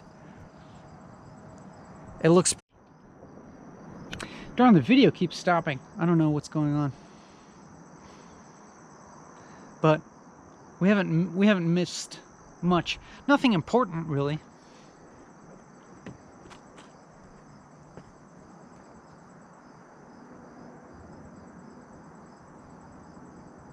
But I was saying, I almost feel skeptical of myself.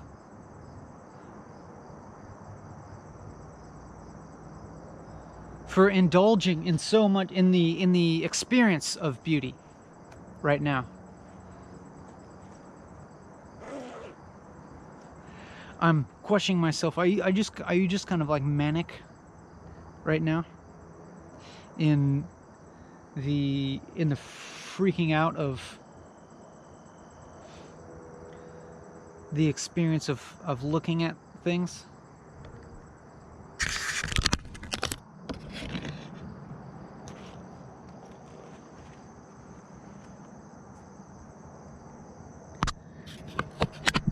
I don't know. Well, whether it's indulgent or not, let's just keep looking at some stuff.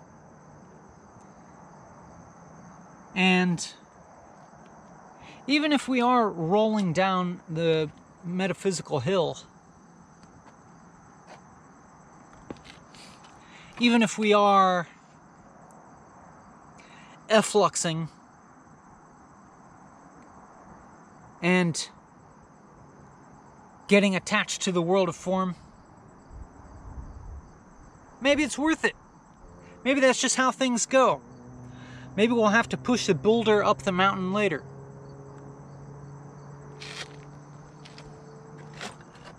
Maybe we can be okay with pushing the boulder up and letting it roll down. But coming back to this Sisyphus metaphor,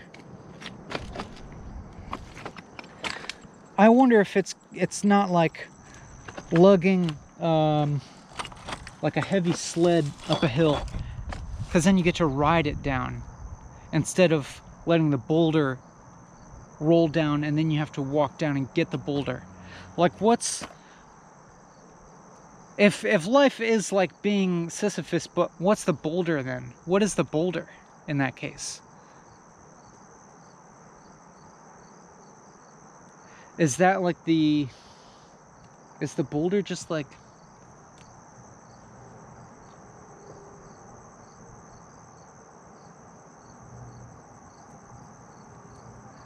life and Sisyphus's like Sisyphus's subjectivity, the witness, and the boulder is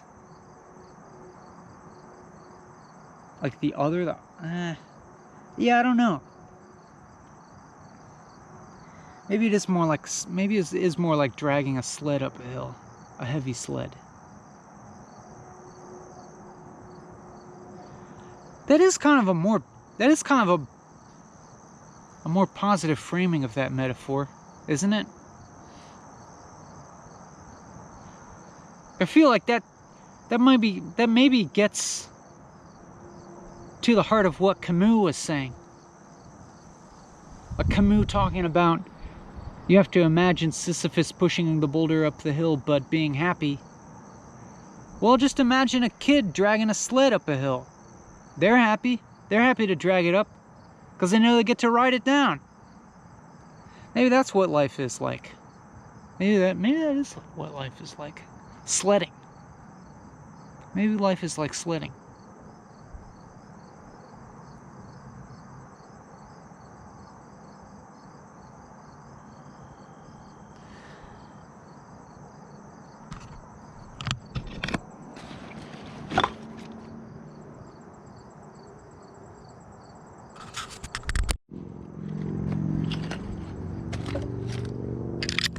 But I'm gonna keep walking.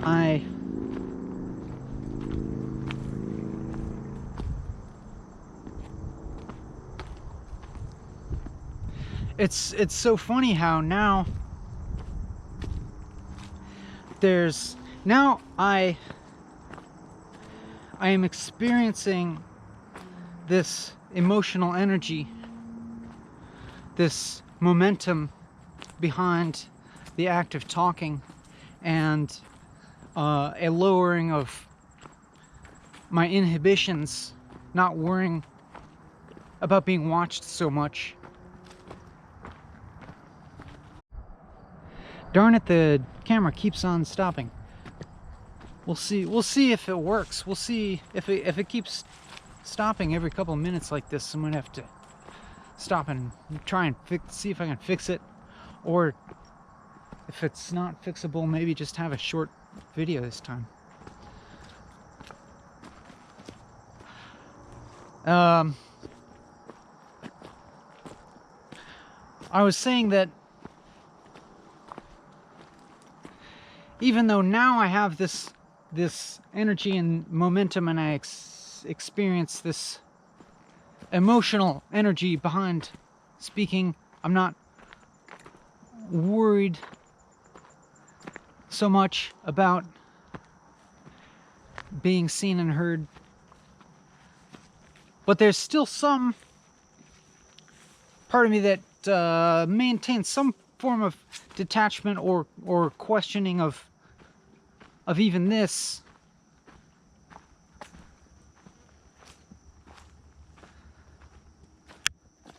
There's something that still sees what's happening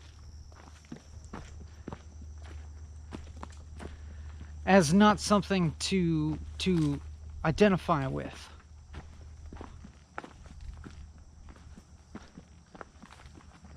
That is continuing to just like hear the speaking happen and witness the thought forming.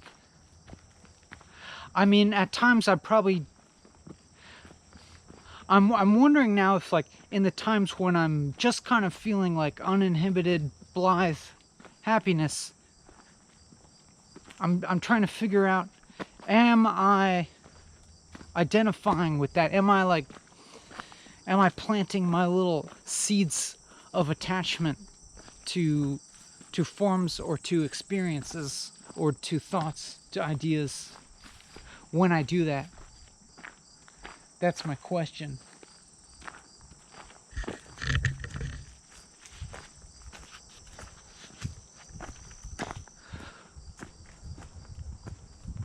And I guess it's my question because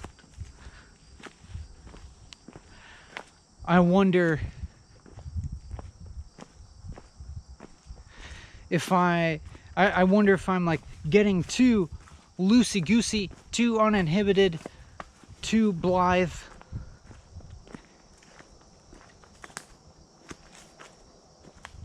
And I'm neglecting to exercise wise discernment or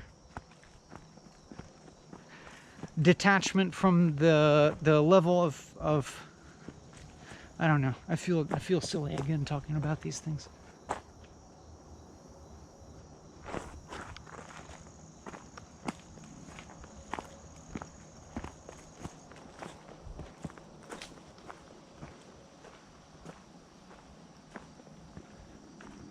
Some return to the feeling of unknowing. Actually, that the experience of like of the void, kind of the unknowing aspect, the uncompleteness, the unmanifest, the what is not coming into what is, that's still here, and I'm actually feeling as if it has stayed here always and has always been. And now, of course, I'm realizing that it just is always, and even to say always is not necessary, because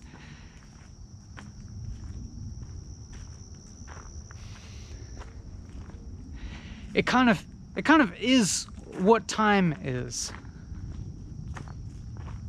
It kind of is what the movement of time is.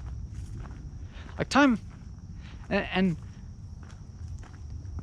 I'll again say that every word that I'm saying is incomplete and untrue in a way. But I'm going to keep moving on with that. I'm going to keep moving on with my relative and, I don't know, problematic process of truth. Problematic process of truthing. And even to say, even to call it truthing, it's like questionable. But I was talking about the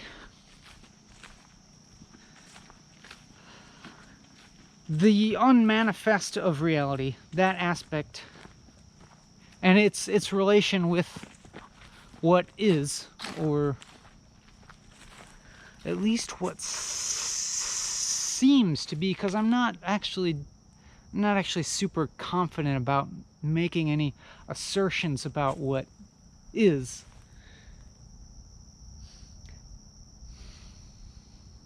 Because in fact, to make any kind of assertion about what is right now would actually feel like a pretty grave reduction. A pretty Okay, the camera keeps stopping, so I'm gonna take a little break and try and let it charge up a little bit, and then maybe it won't be stopping so much. So there's gonna be a little break on terms of my subjectivity end. Probably just a few minutes or so. I don't even have to tell you this because there's no break for you. Unless you want to take one for some reason. But you can take one whenever you want. All you have to do is stop the video. Well, that was interesting. That's the first time I've ever taken like a few minute break in the middle of a walking and talking. I just kept walking while the camera absorbed a little bit of charge from the battery. And now it's at 14%, so maybe we'll be good to go for a little while. It's still connected to the battery, it's just not hovering above 0%, so we should be all right. And I was just walking, and so I guess trying to pick up where I left off. I was talking about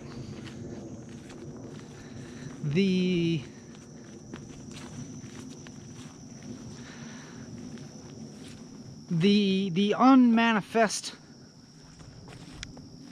aspect of reality. The big ol' what is not. It's there, right? We can't really deny it, you know? We wouldn't have this feeling of ever having a problem otherwise.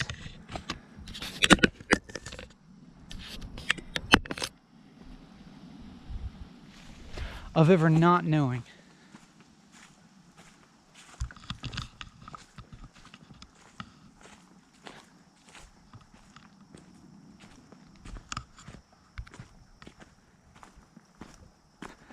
Of ever questioning, what the hell should I do?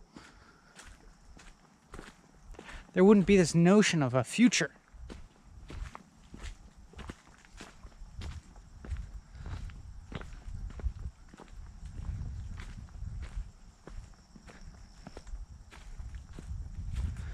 And so for me, what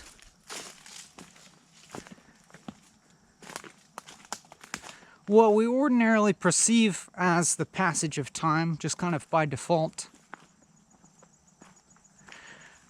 you know, our idea of the past being fixed, being set,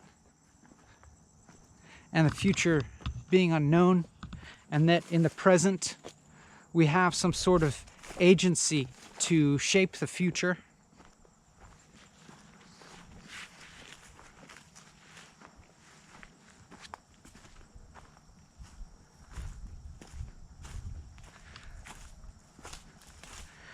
This present,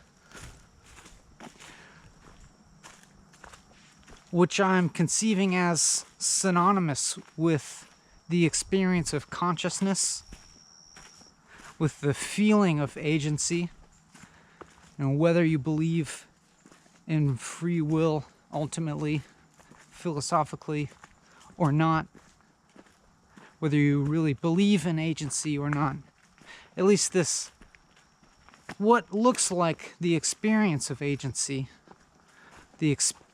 what feels like I can make a decision, you know, like, why is there an I at all, you know? Why is there a subjectivity at all? If there were not, like, the feeling of there being a subjective I is so interlinked with the feeling of free will, of making decisions. Like, what? Like, I don't know if you could ever really separate them. You know what I'm saying? Like, if it were just always obviously just a movie playing out, like, there's no illusion of free will, no illusion of agency, and there's just a movie of reality playing out to this witnessing I that has no power to do anything or to move or something. I don't think that would really work. I don't think that's really possible.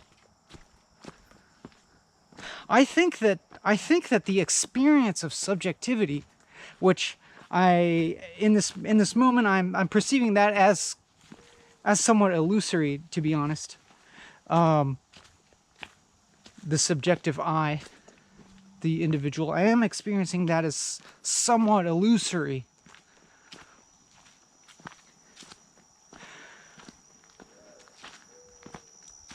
But I feel it as if that illusion is basically synonymous with the illusion of agency, of free will, of I can shape the future. And I don't mean to completely denigrate that either by calling it an illusion, because, and not to say as if we can even necessarily avoid experiencing things that way. like I can't seem to completely avoid it, which is evidenced by me even saying that, you know. I'm saying I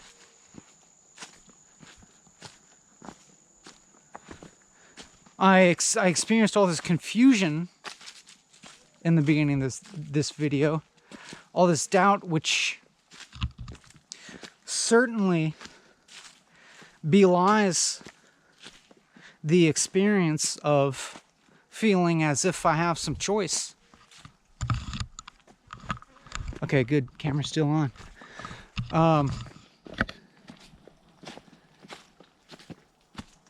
That contributing to my anxiety, obviously.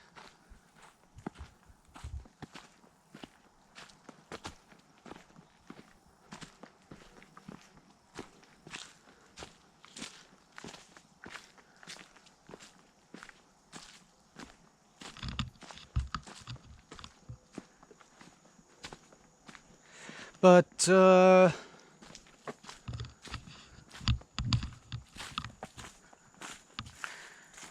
and so I'm also thinking of that,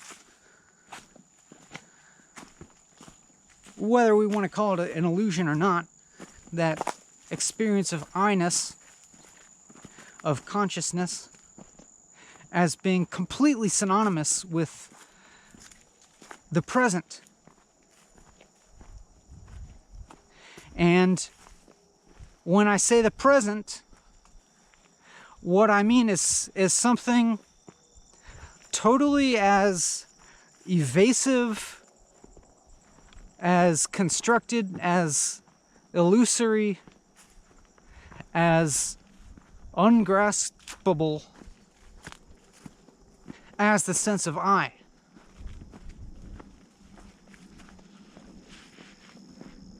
Like they both share the exact same quality of only really kind of seeming to exist in the shadows of our awareness, in the peripheries.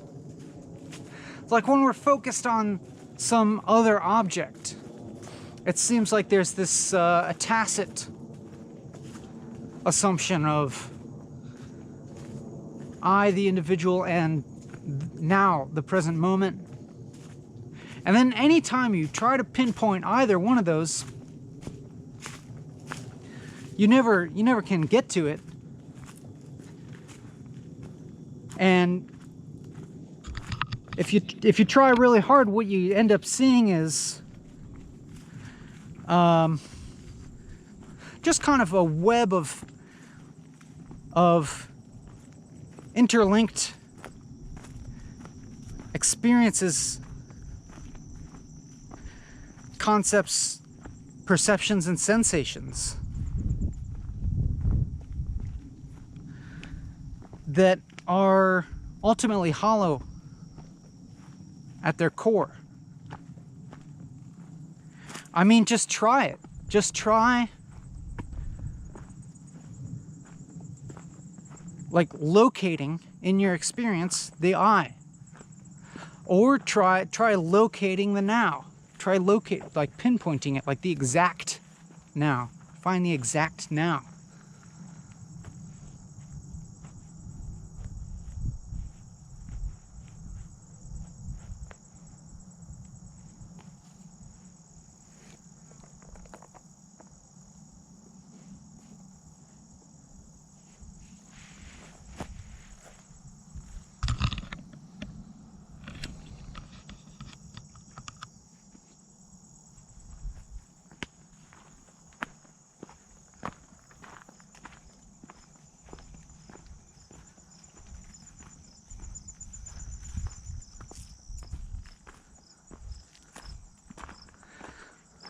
I always find that what I get to is just all these layers of stuff that's not me and stuff that's not now.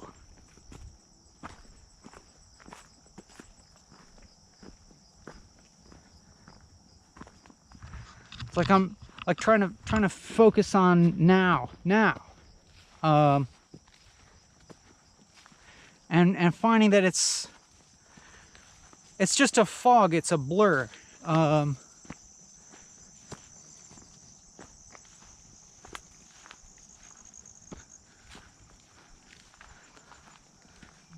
There's not a now. There's just kind of experience. There is, all I can honestly say is there is something. There is something. Is all I can really say, but I'm not even completely, not even 100% confident on that.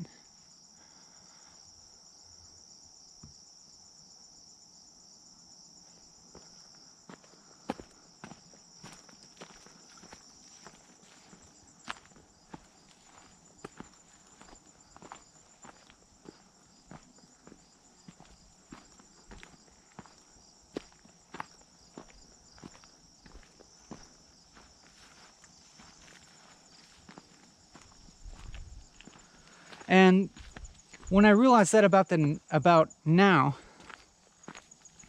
that it's not real,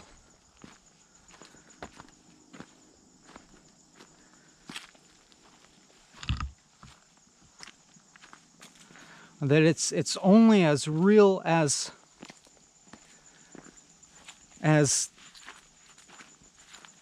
thought and perception, and even sensation, like, and even those are losing their concreteness for me.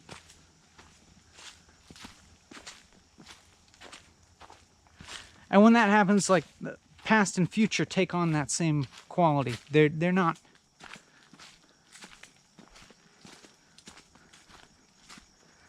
I don't know. They exist. They exist as some kind of, like, construction.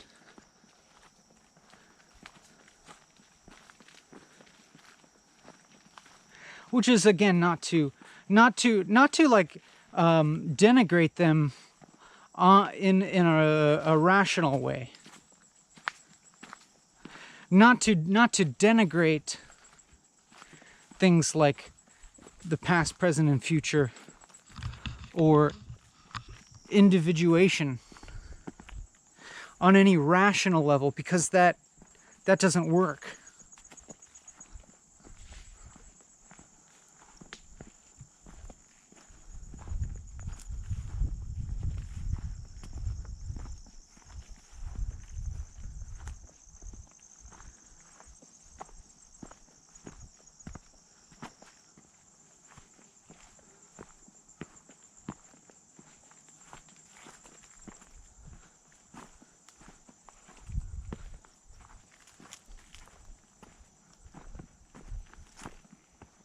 And then, yeah, when now I think about the rational, and it bums me out. No, it doesn't really.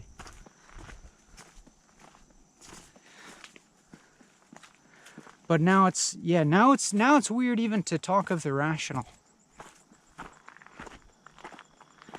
Like, what is that? What is that even?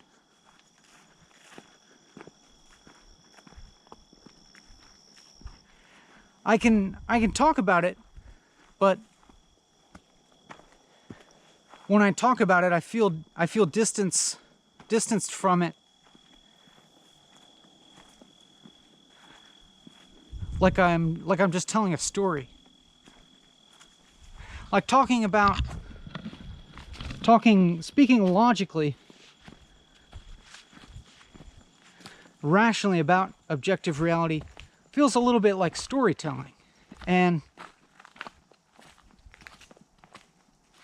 But storytelling is fine. It's kind of necessary.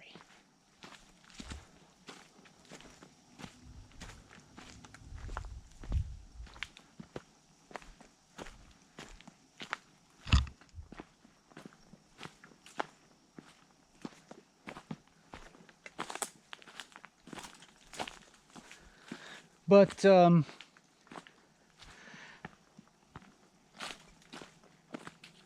I'm gonna go ahead and like take a swing at a continuous swing, an ongoing swing, swings forever at describing what's kind of in place of the linear notion of time and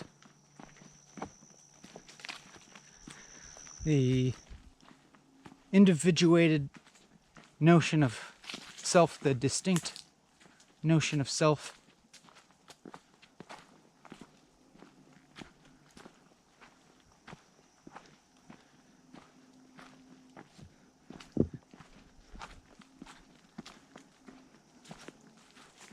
Even though I feel like a little bit of a jackass.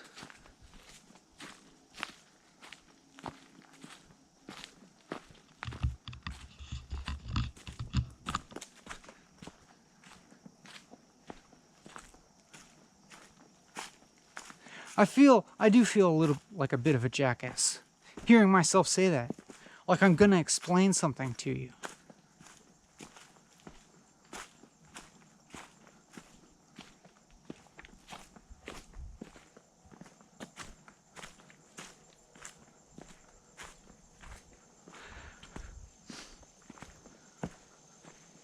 I don't know, I guess I could try.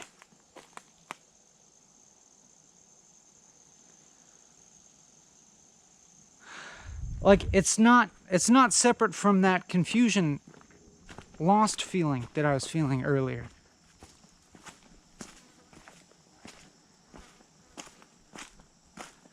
But it's just, maybe it's sort of like a more neutral valence on that confusion.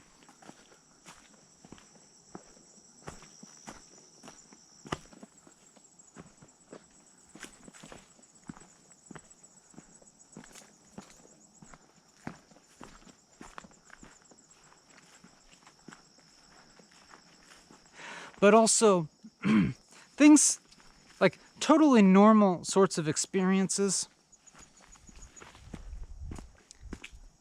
like what I would ordinarily describe as my sensations.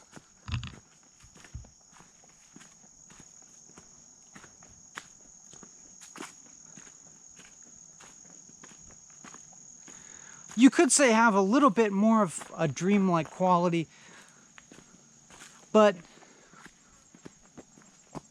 it's kind of like the normality of that. And, you know, when I hear myself say that word normality, it's these big old scare quotes jump into my mind. Because I'm like, what was that?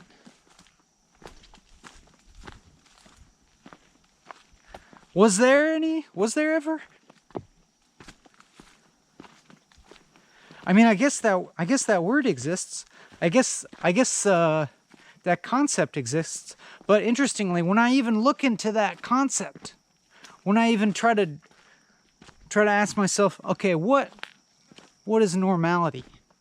What is normal experience in opposition to this experience? It doesn't make any sense to me now. I guess I want to be talking a lot about what's not. I guess I'm probably talking a lot more about what I don't think than what I think. Or what I think isn't.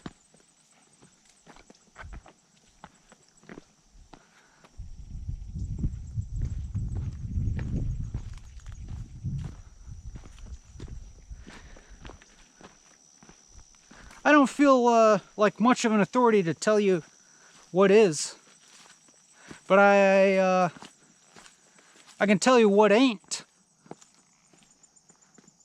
I can tell you what's not. I'm not even sure about that. I'm not even too confident about that.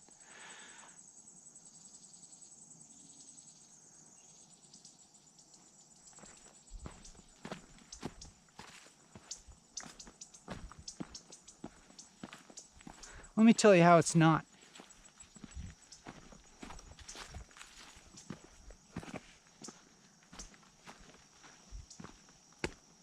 I like that. I'm gonna exclaim holy shit in order to make the GoPro camera add a highlight. Holy shit! Didn't do it. Holy shit! I must not be enthusiastic enough for it to think that I'm adding a highlight, or it's on to me. It knows I'm doing it on purpose. It doesn't want me to be able to control when it adds a highlight. It wants to only add a highlight when it seems to, maybe it knows what's best for me. Maybe the GoPro camera really is more intelligent than I am. It could be at these days,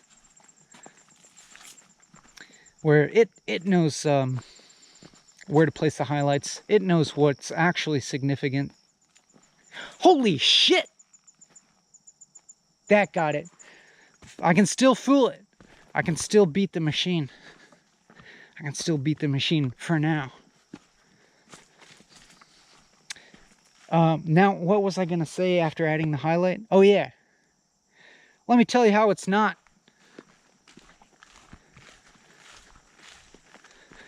Alright, I don't know. Song title or something.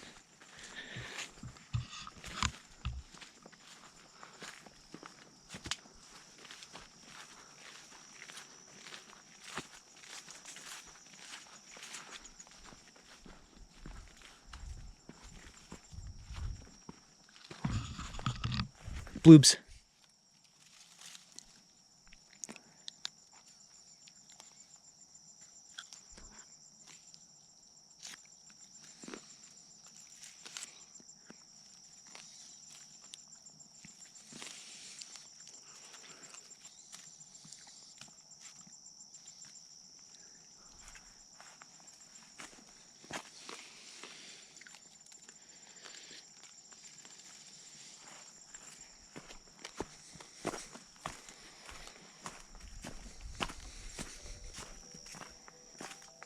Hey, my phone's ringing. Was that an interruption? I don't feel interrupted.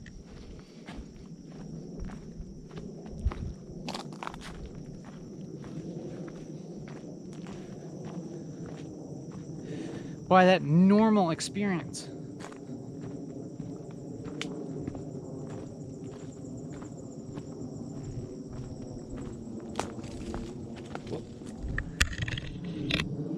Whatever just scurried, it sounded lizard-sized.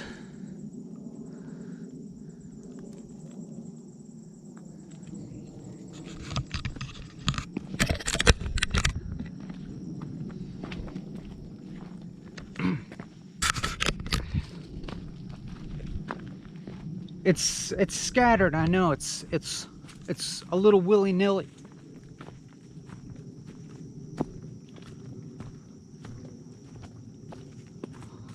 But at the same time, not.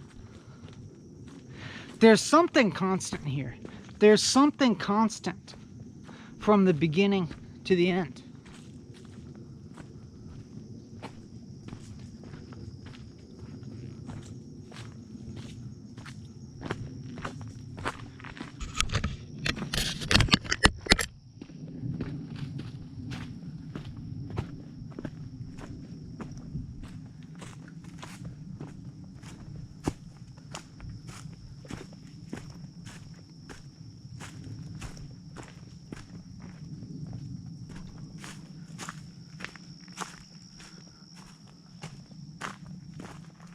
A pause. What does that mean? Am I refluxing again? Let's hope so. Let me go into a panic. Let me do the mini dark night. Let me do lots of mini dark nights of souls.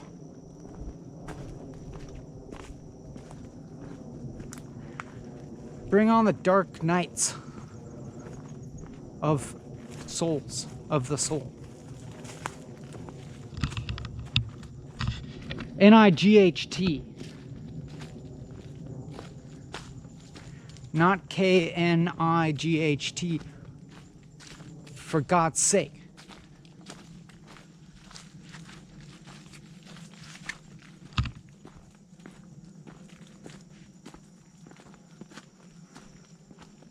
I can't bring it on by willpower.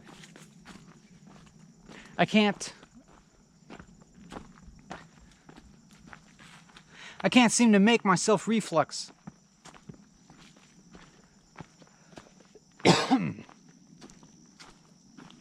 But maybe we are at the point where we can let go of that. We can let go of that idea. That dichotomy between reflux and efflux. Because it is a dichotomy. Man, I mean, I wish I could even just stay at the level where I seem to be experiencing things as reflux and efflux. But I spent a heck of a lot of darn time in feeling kind of whack and constricted and contracted into an individual with concerns, very, very important concerns.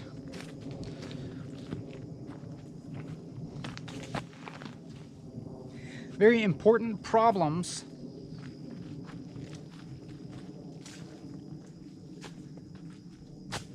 But what happened to those problems?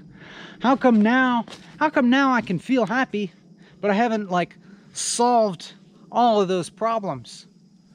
Especially the big one, the big M. Mortality. How come I haven't solved that? Well, I guess I'm in the act of solving that, you know? I'm immortalizing myself on the internet. I'm making myself famous so I can immortalize myself. Putting something into the world that'll last, that'll be my legacy beyond my body. Extend the me, extend the self. Yeah, yeah, yeah, yeah, yeah. That's not it, you know? I wouldn't actually want to extend that me, that self that feels so shitty so often. Not that. Is all the shittiness a process of reflux? Is it all necessary? Is it all necessary? All that suffering?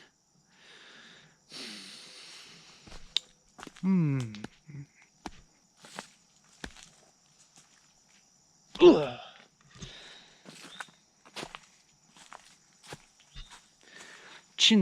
Scratch your chin until it starts to bleed. Do this emoji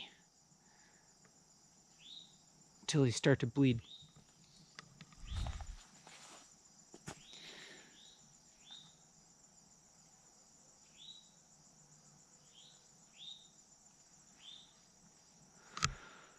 I have no information about which of these trails is prettier, but I guess I'm gonna go this way because it's closer to where the sun is setting. Sure, maybe I should.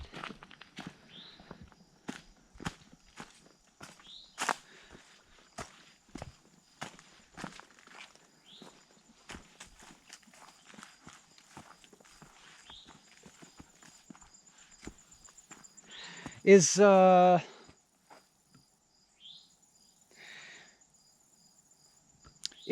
my like is my sort of like mundane daily life suffering kind of like necessarily intertwined with the sort of like slightly manic joy that I am expressing in this video?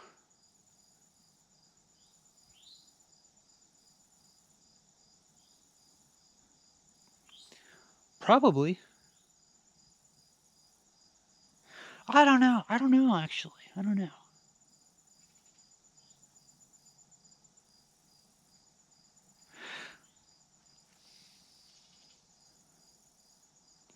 I mean, I could think of it that way, but I could also think of it as like, I also started refluxing well before making this video, meaning I chilled out on all the grasping at things, stopped spending so much time looking at bullshit on the internet, cleaned my room, took more hikes, tried harder meditating, managed to eat healthier. All that seems to like be leading up to this experience. It all winds into this experience, but I kind of feel like so does all the bullshit suffering, all the beating myself up over things.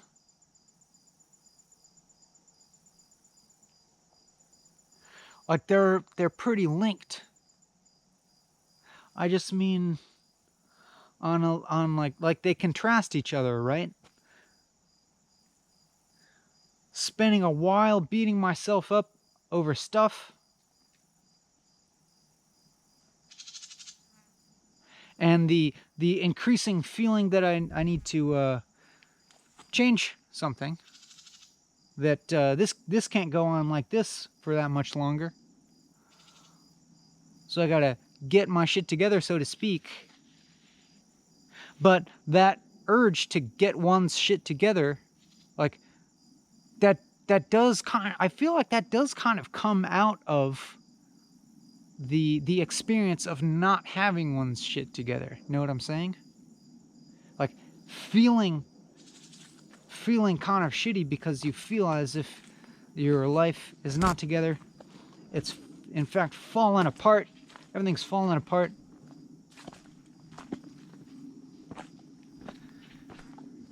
And it feels terrible, and that leads into this experience of that leads into this kind of motivation of drilling in to life a little bit more, digging your heels in. No more messing around.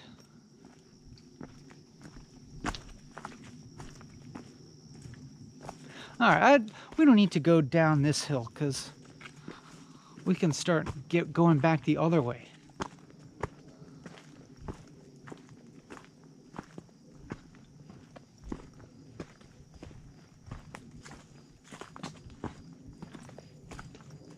We can start returning.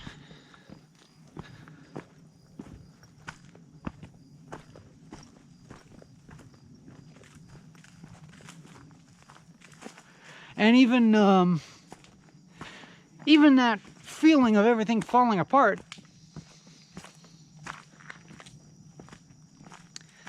of letting my shit slide,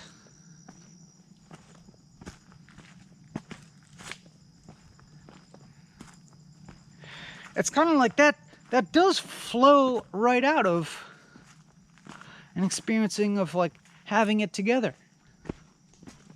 Like if ever I'll get to a point where I feel really good about something.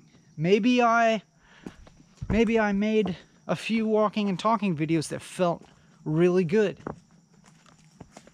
Where I felt like I had reached some pinnacle of clarity of expression.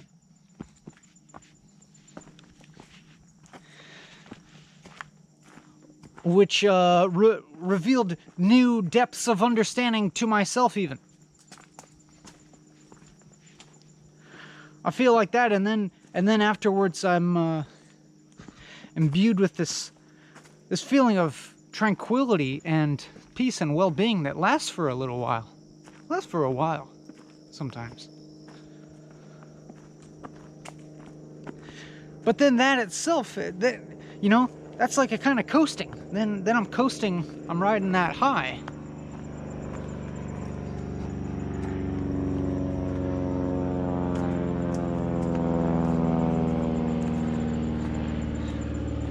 Knock it off, buddy. Making an important video here. I'm riding that high and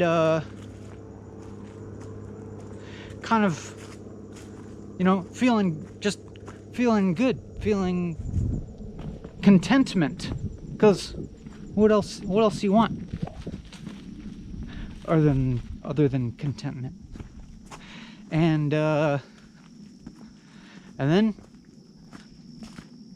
then kind of, you know, gradually things start to slip, because you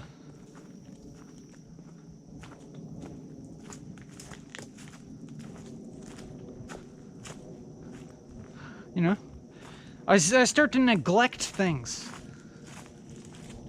little tasks, little practical parts of my life that hold it together. I don't know, like little bureaucratic things you have to do on the internet, or like, especially the ones that involve going to the post office, that sort of shit.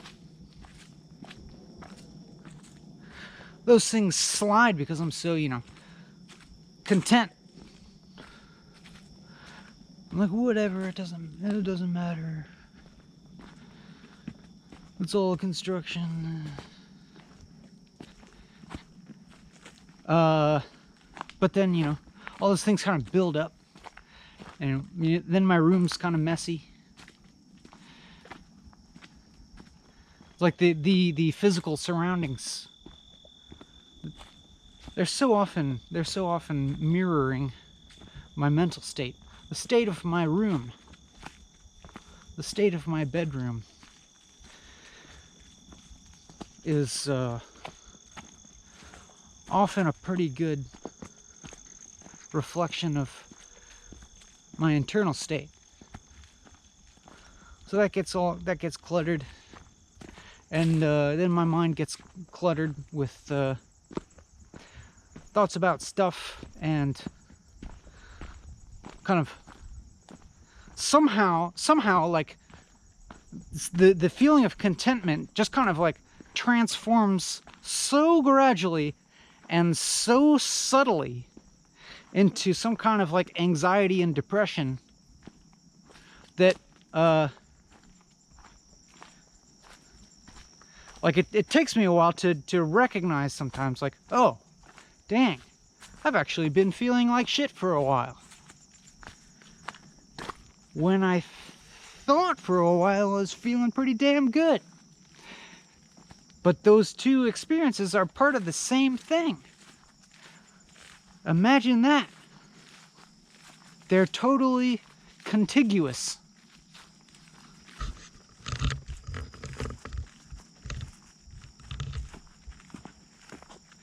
Imagine that. Get a load of that.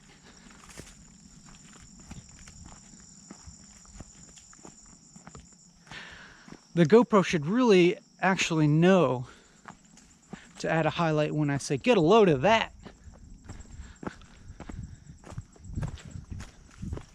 But you can add a highlight. You can make a comment with a timestamp every time I say get a load of that. If you wouldn't mind, if you'd be so kind.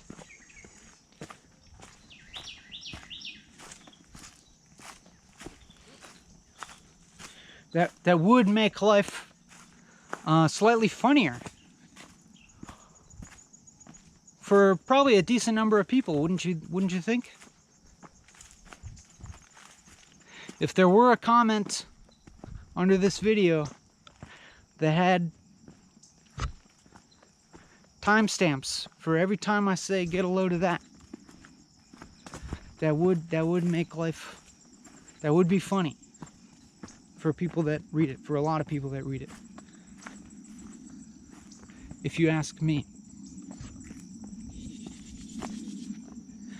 So then I'm feeling, you know, racked with anxiety. My mind overwhelmed with problems. The weight of all these multiple minor bullshit tasks tugging at my sense of well-being.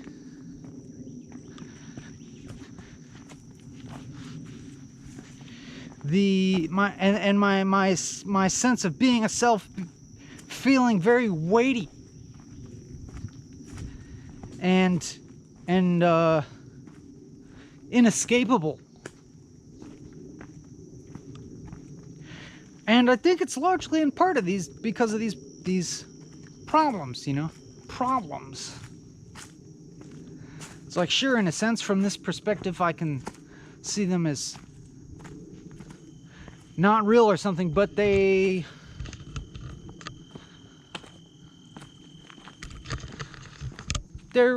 real. You kind of have to just deal with them in order to, because like that's like I feel like that's part of the function of the sort of uncomfortable experience of being constricted into an individual. The uncomfortable, painful experience of being constracted into an individual that feels like you're trapped in your body in a bad way, in a suffering way, where maybe you have some kind of conceptual knowledge or thought or remembrance of prior experiences of feeling so much more diffuse and open and free, and not weighed down by identification.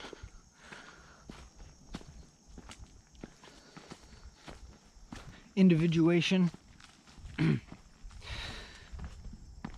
The purpose of that discomfort, that constriction,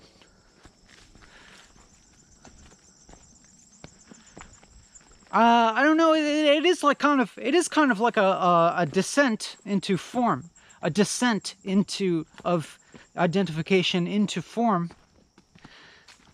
that you have to deal with on that level of form. So you just have to go mail that form in or whatever, mail that thing in, pay that bill, send reply to those emails, make that decision that you've been procrastinating on, write that person back, clean your room, pretty importantly, do that laundry, do those dishes, take that trash out, sweep that floor, organize your shit, water the garden, pull the weeds out of the garden, sweep up the back,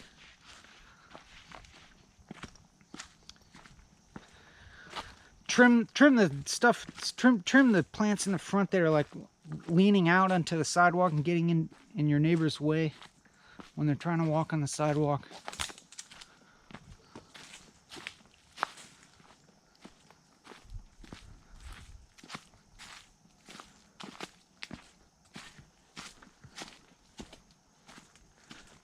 Go get yourself some actually healthy food. You know, don't imagine that you can just kind of subsist on the magic of your enlightenment or something until you realize you're so damn hungry that you just devour a bunch of bullshit snacks that you have on hand. You got to go actually get some healthy food from the dumpster or the garden or the grocery store or the farmer's market or the CSA or the whatever.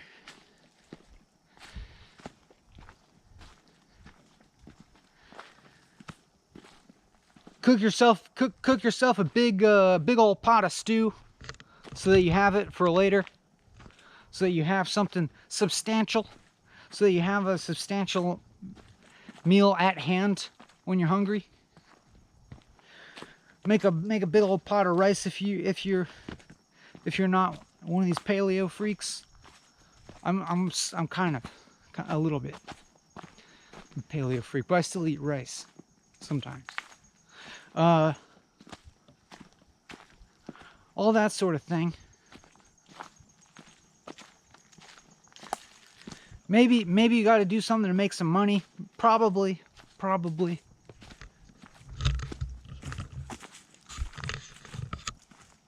I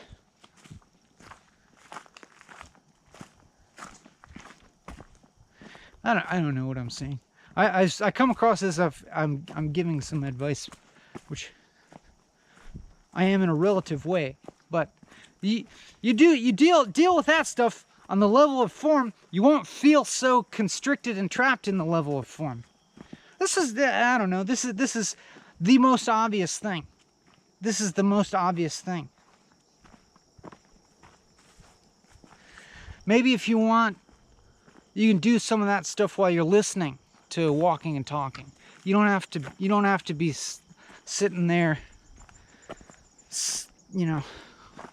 12 inches from the screen, straining your eyes and hunching your shoulders up. There's nothing that important to look at. You can look at the screen occasionally once and see something pretty, like my beautiful face.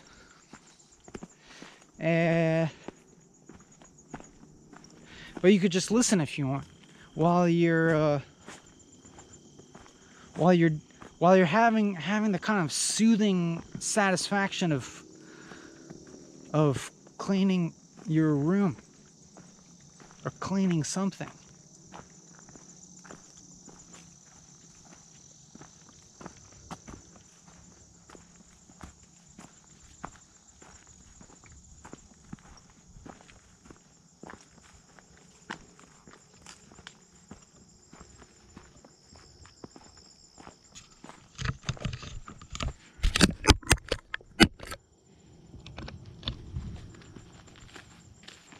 And even in that process, while you're doing those things,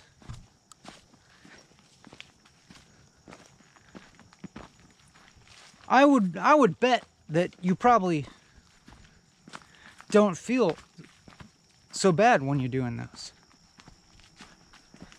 because stuff's moving. You're refluxing when you do that. When you clean your room, you're like refluxing to the one.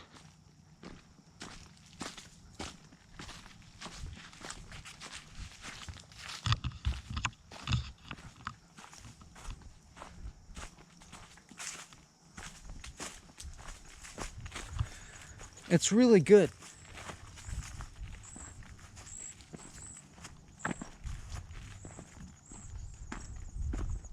You will feel so much better.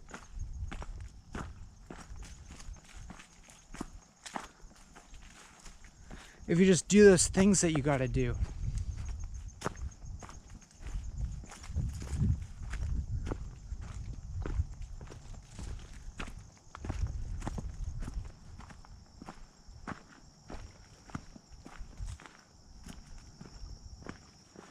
And then, when everything's like as tidy and organized as it needs to be, or as you can kind of reasonably get it at any one point, then you're like high up on the mountain. Then you got the freedom, if you want, to just roll down the hill. Or you can sled, but rolling is, I guess you get pretty dizzy. Might be kind of nauseating, if my memory serves correctly. But you can. Then you have the option to have the enjoyment of flowing downstream and of letting your room get messy again. Go ahead and let that entropy increase. That's what fun is, you know? Go ahead and go with the flow of the second law of thermodynamics once you've paddled upstream for a bit. Or if you're really type A on top of things, then maybe you won't go downstream.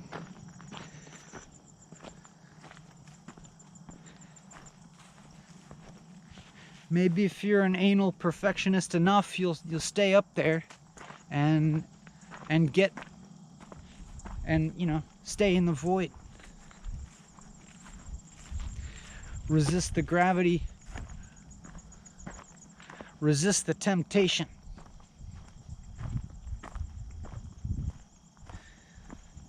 To realize the potential.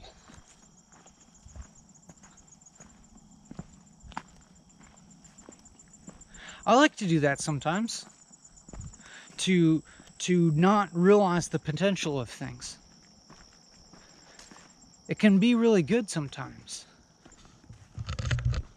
Like ideas. Like you have an idea and you let it go. Because you're like,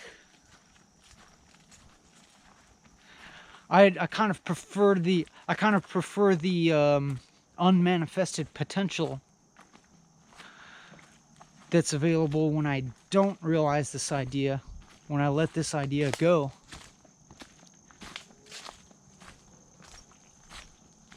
To keep building that potential, to keep going towards the void, the horizon, getting right down there into the nexus of between what is and what could be.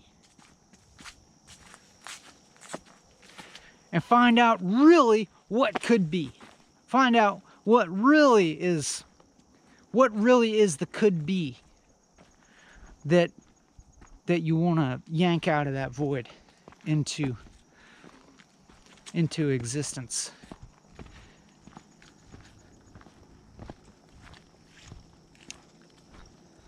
That's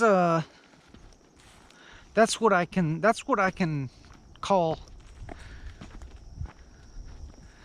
the exciting thing about being alive.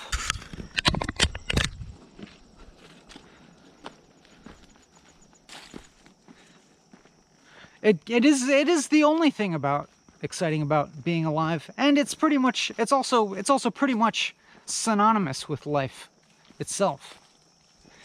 Is this opportunity to this? I mean, it's not even opportunity. You just are. You are this interface between what is and what could be. So take advantage of that. Like really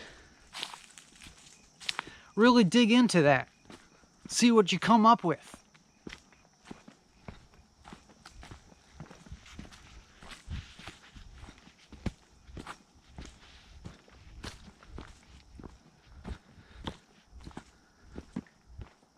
Like just, you know, in every moment you are kind of shaping reality.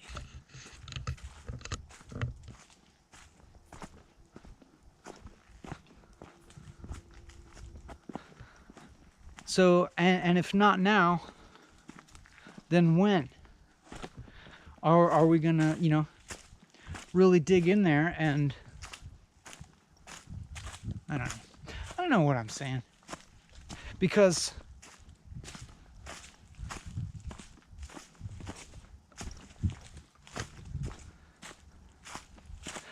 I'm talking now like apparently motivationally, inspirationally, which is odd.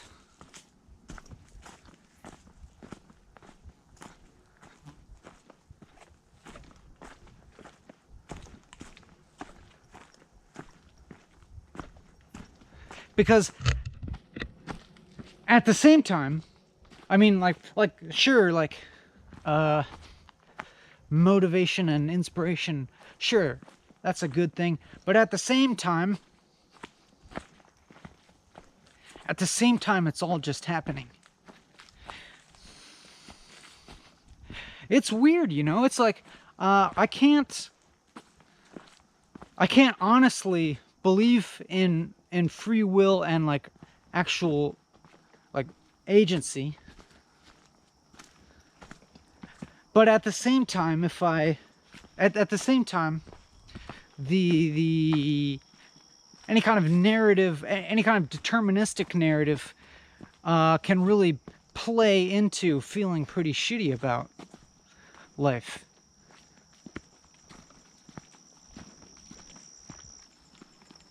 That you don't have any control over it. That really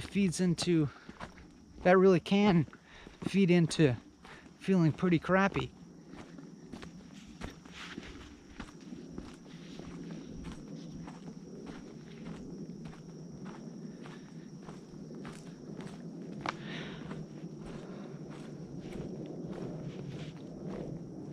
But and so here's where I think like this role of motivation or inspiration comes in. Is like if things seem to you like out of your control in a bad way, and it seems like most of life pretty much is that, what do? It's like you do actually have to kind of be directed at least towards the sort of vanishing horizon of agency. The sort of, at least the vanishing horizon of what kind of looks and feels like will and agency. To you know,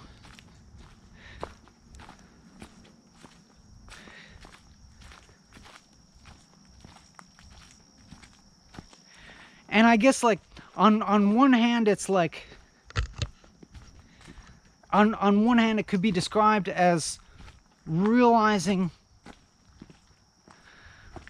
your agency or your free will or your creativity,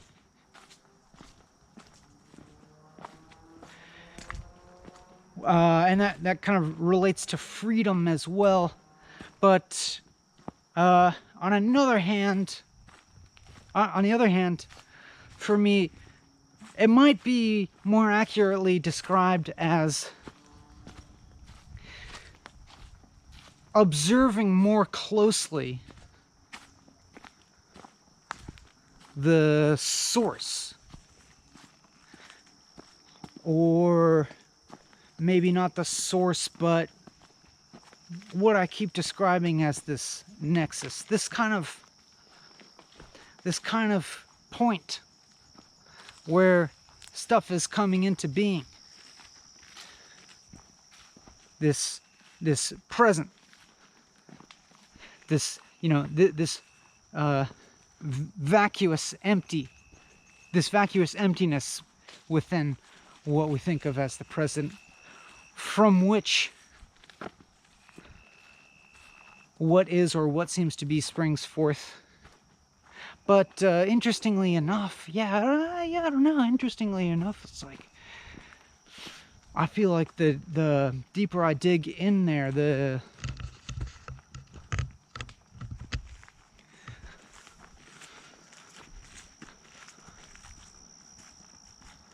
the freer I can feel from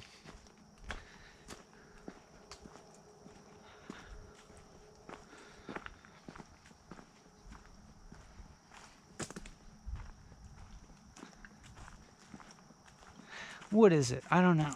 It's like I guess it kind of feels like being more alive, or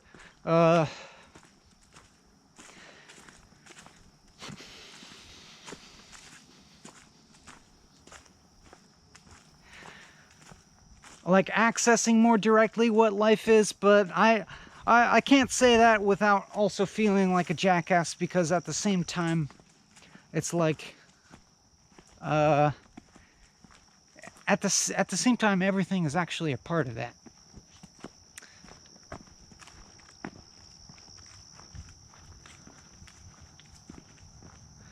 To state it kind of vaguely.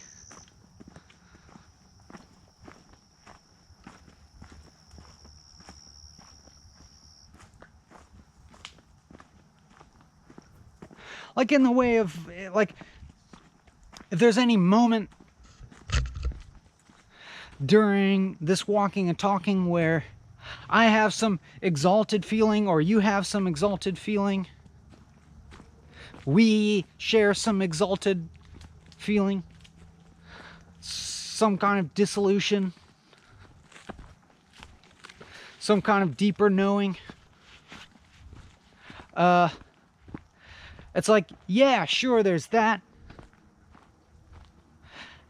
And maybe we can posit that in opposition to the other times where we feel more whack and annoyed and petty and selfish and self-absorbed and like an a-hole. But in another sense, it's like there's no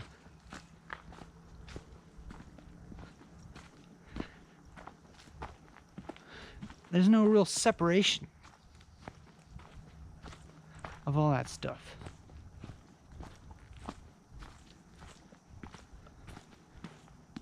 Like, you know, some memory that I have of feeling like an a-hole is just as valid a part of this experience as anything else.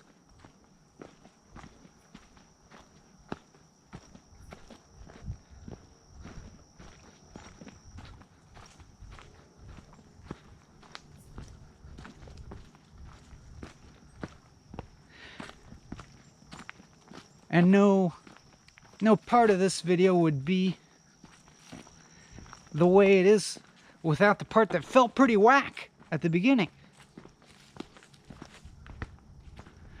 I don't know. Some kind of narrative arc. Not necessarily a narrative arc, but an emotional arc. They happen in these videos, and this one has been kind of a weird one, and that it just started off like shitty, and then most of it's been pretty jazzed up.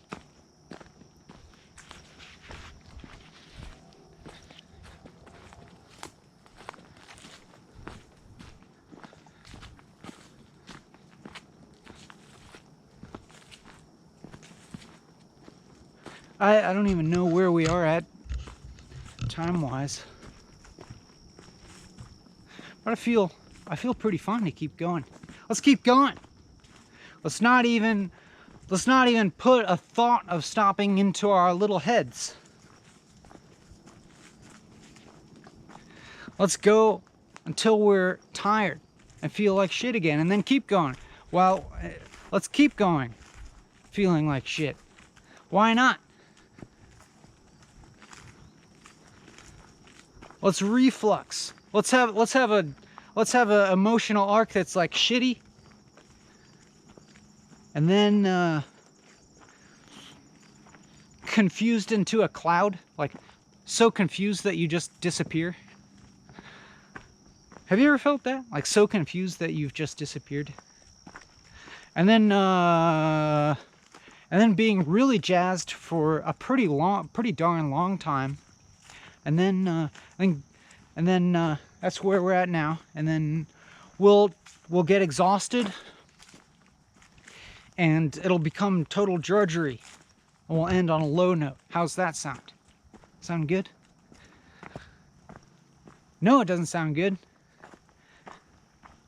But that's fine. That's fine. That's fine. Hat tip to my boy. Other boy who I never met. There's a bunny.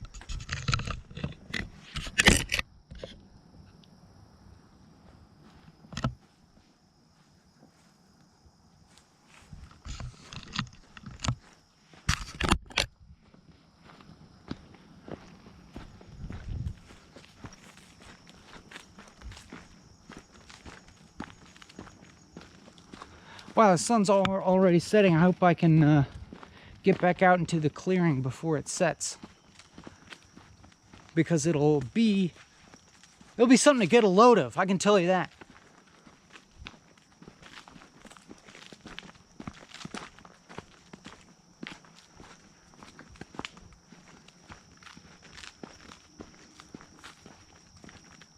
Ooh, something just jumped across my path. Well, let's let it go. Let's let it exist. It won't go to waste. You let an idea go, it won't go to waste, like letting a fish go. You catch a little fish, you release it. It doesn't go to waste. It might even grow bigger out there in the ether. Just like an idea. You have a pretty good idea, you can let that idea go. Let somebody else have it later on. Let somebody else have that idea later.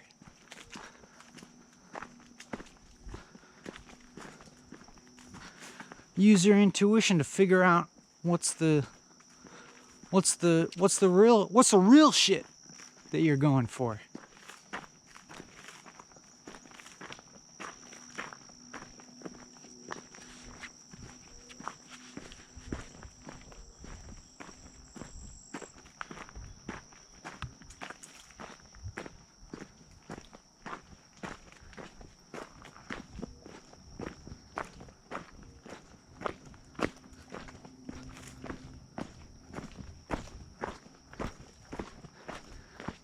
Now we're walking downhill. Because we know it's going to end before long. We can almost taste that sweet ending of the ordeal.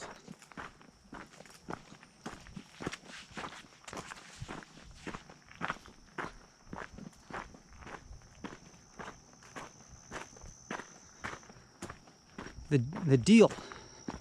And the and/or deal.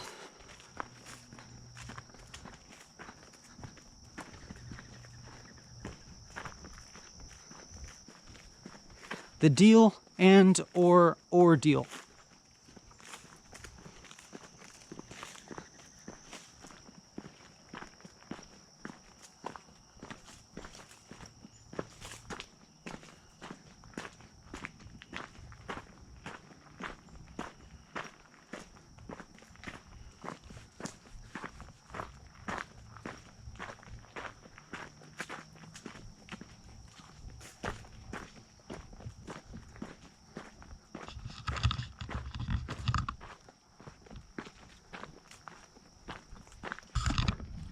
Good, camera's still on.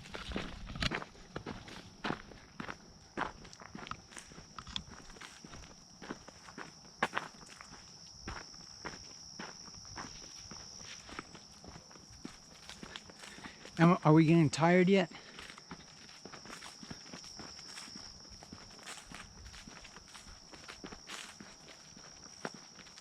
It would be appropriate to get a little tired before the end of this video and just end on a, you know, a slightly less manic note.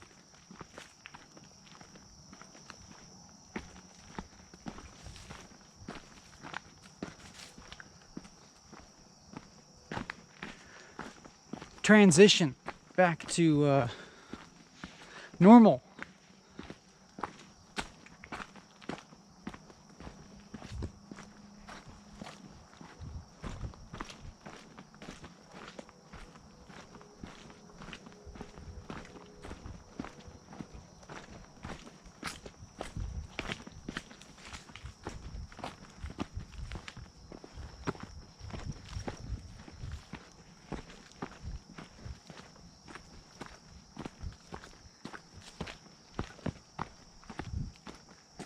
maybe I am getting tired. I'm talking a little bit less.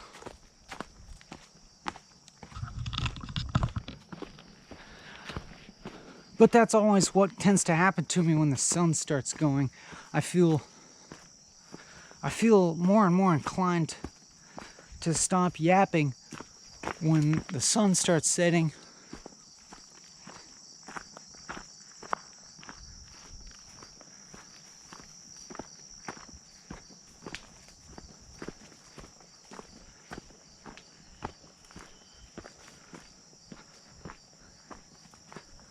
But I'll try to keep going.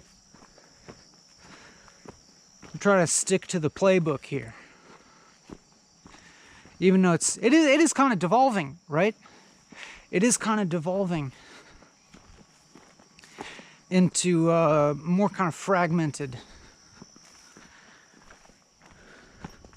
whimsical stuff. It's maybe like maybe we're getting to experience the performativity of it a little more in hints. You start to lose, or I start to lose you as an audience. The spell starts to wear thin. You start to get distracted. You're no longer enraptured by my charisma. You start to think about other stuff. You start to think about food. Like maybe I should go eat something.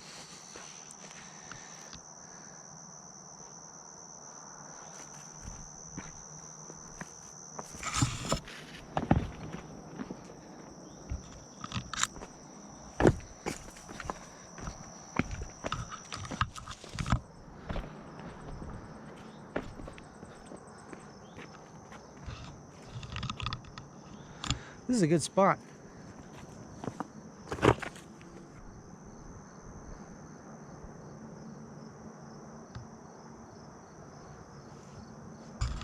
Let me look at the time. Let me check the time. I can't figure out exactly how long I've filmed. I think it's somewhere approaching 4 hours, but I don't care that much. But I do kind of want to film this sunset. So I might just do a little bit of real-time editing here, and maybe I'll stop the camera and I'll keep checking in. I'll take a few little breaks, and then I'll check in when at these various every few minutes or so as the sun's going down. How's that?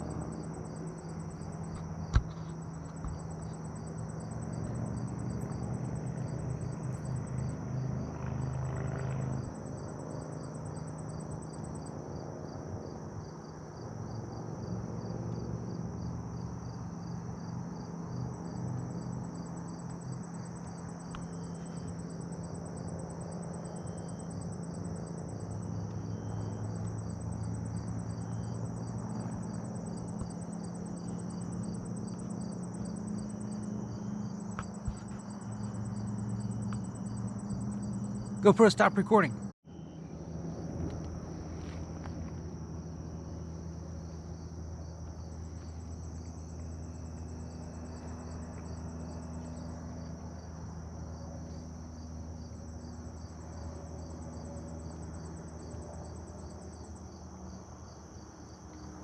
That sucker is going down.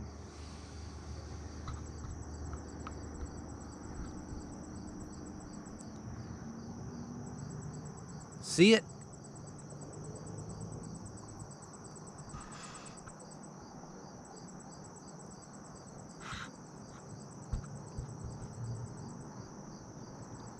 That's the sun.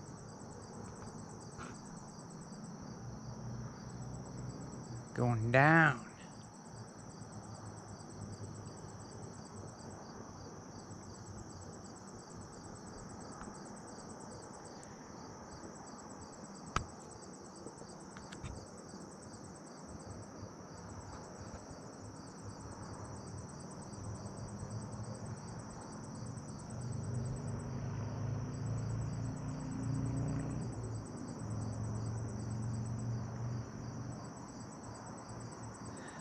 We can't look directly at it.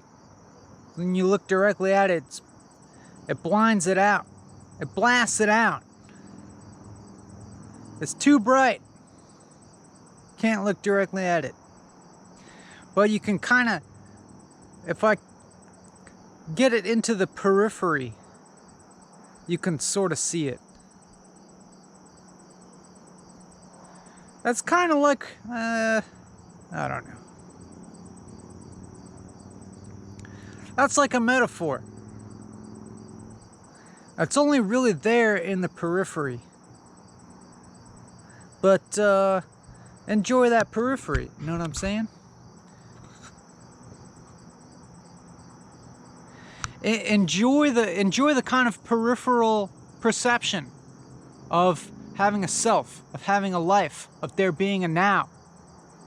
To what extent those things exist as constructs, go ahead.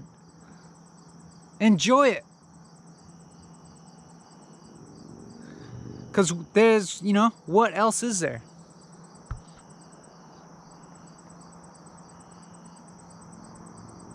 Look at that. You know, we just get a little side mirage. Can't look full on. Because you get nothing when you look. You get nothing when you look directly. You're looking at nothing. But then in the periphery, you get all this multitudinous beauty.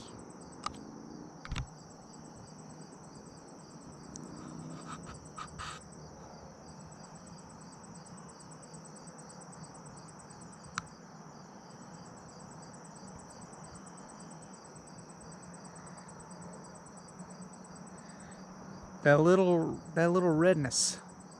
That's some kind of projection of the sun.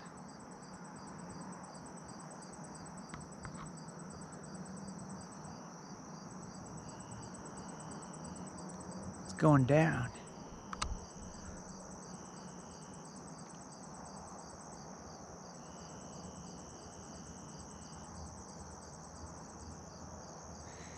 Get a load of that. Ah, it's disappearing. It's becoming a little sliver. It's becoming a little sliver of red.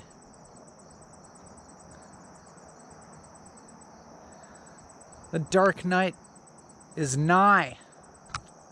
But don't worry, because the dark night's alright. You want there to be, you want the nights to be dark. You know what I'm saying? You want the nights to be, it's gone, it's down. That sun is down. It is below that horizon. It's just a little red glow. Let's get a load of some stuff, if we can. That's too bright over there. Too bright still. But if I go over here and look at all this stuff again.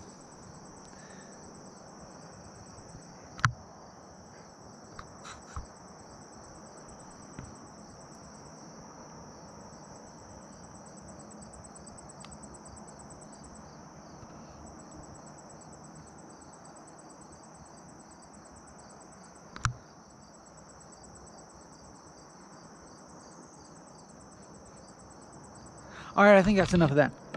Bye.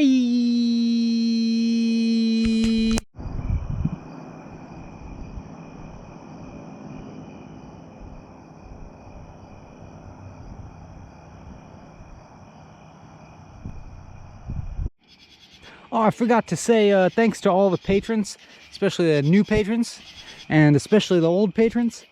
And if you want to see the edited down 5-hour version of me being more of a jackass, I'm going to post that on Patreon, but not publicly if you want to go check out that page. Okay, bye!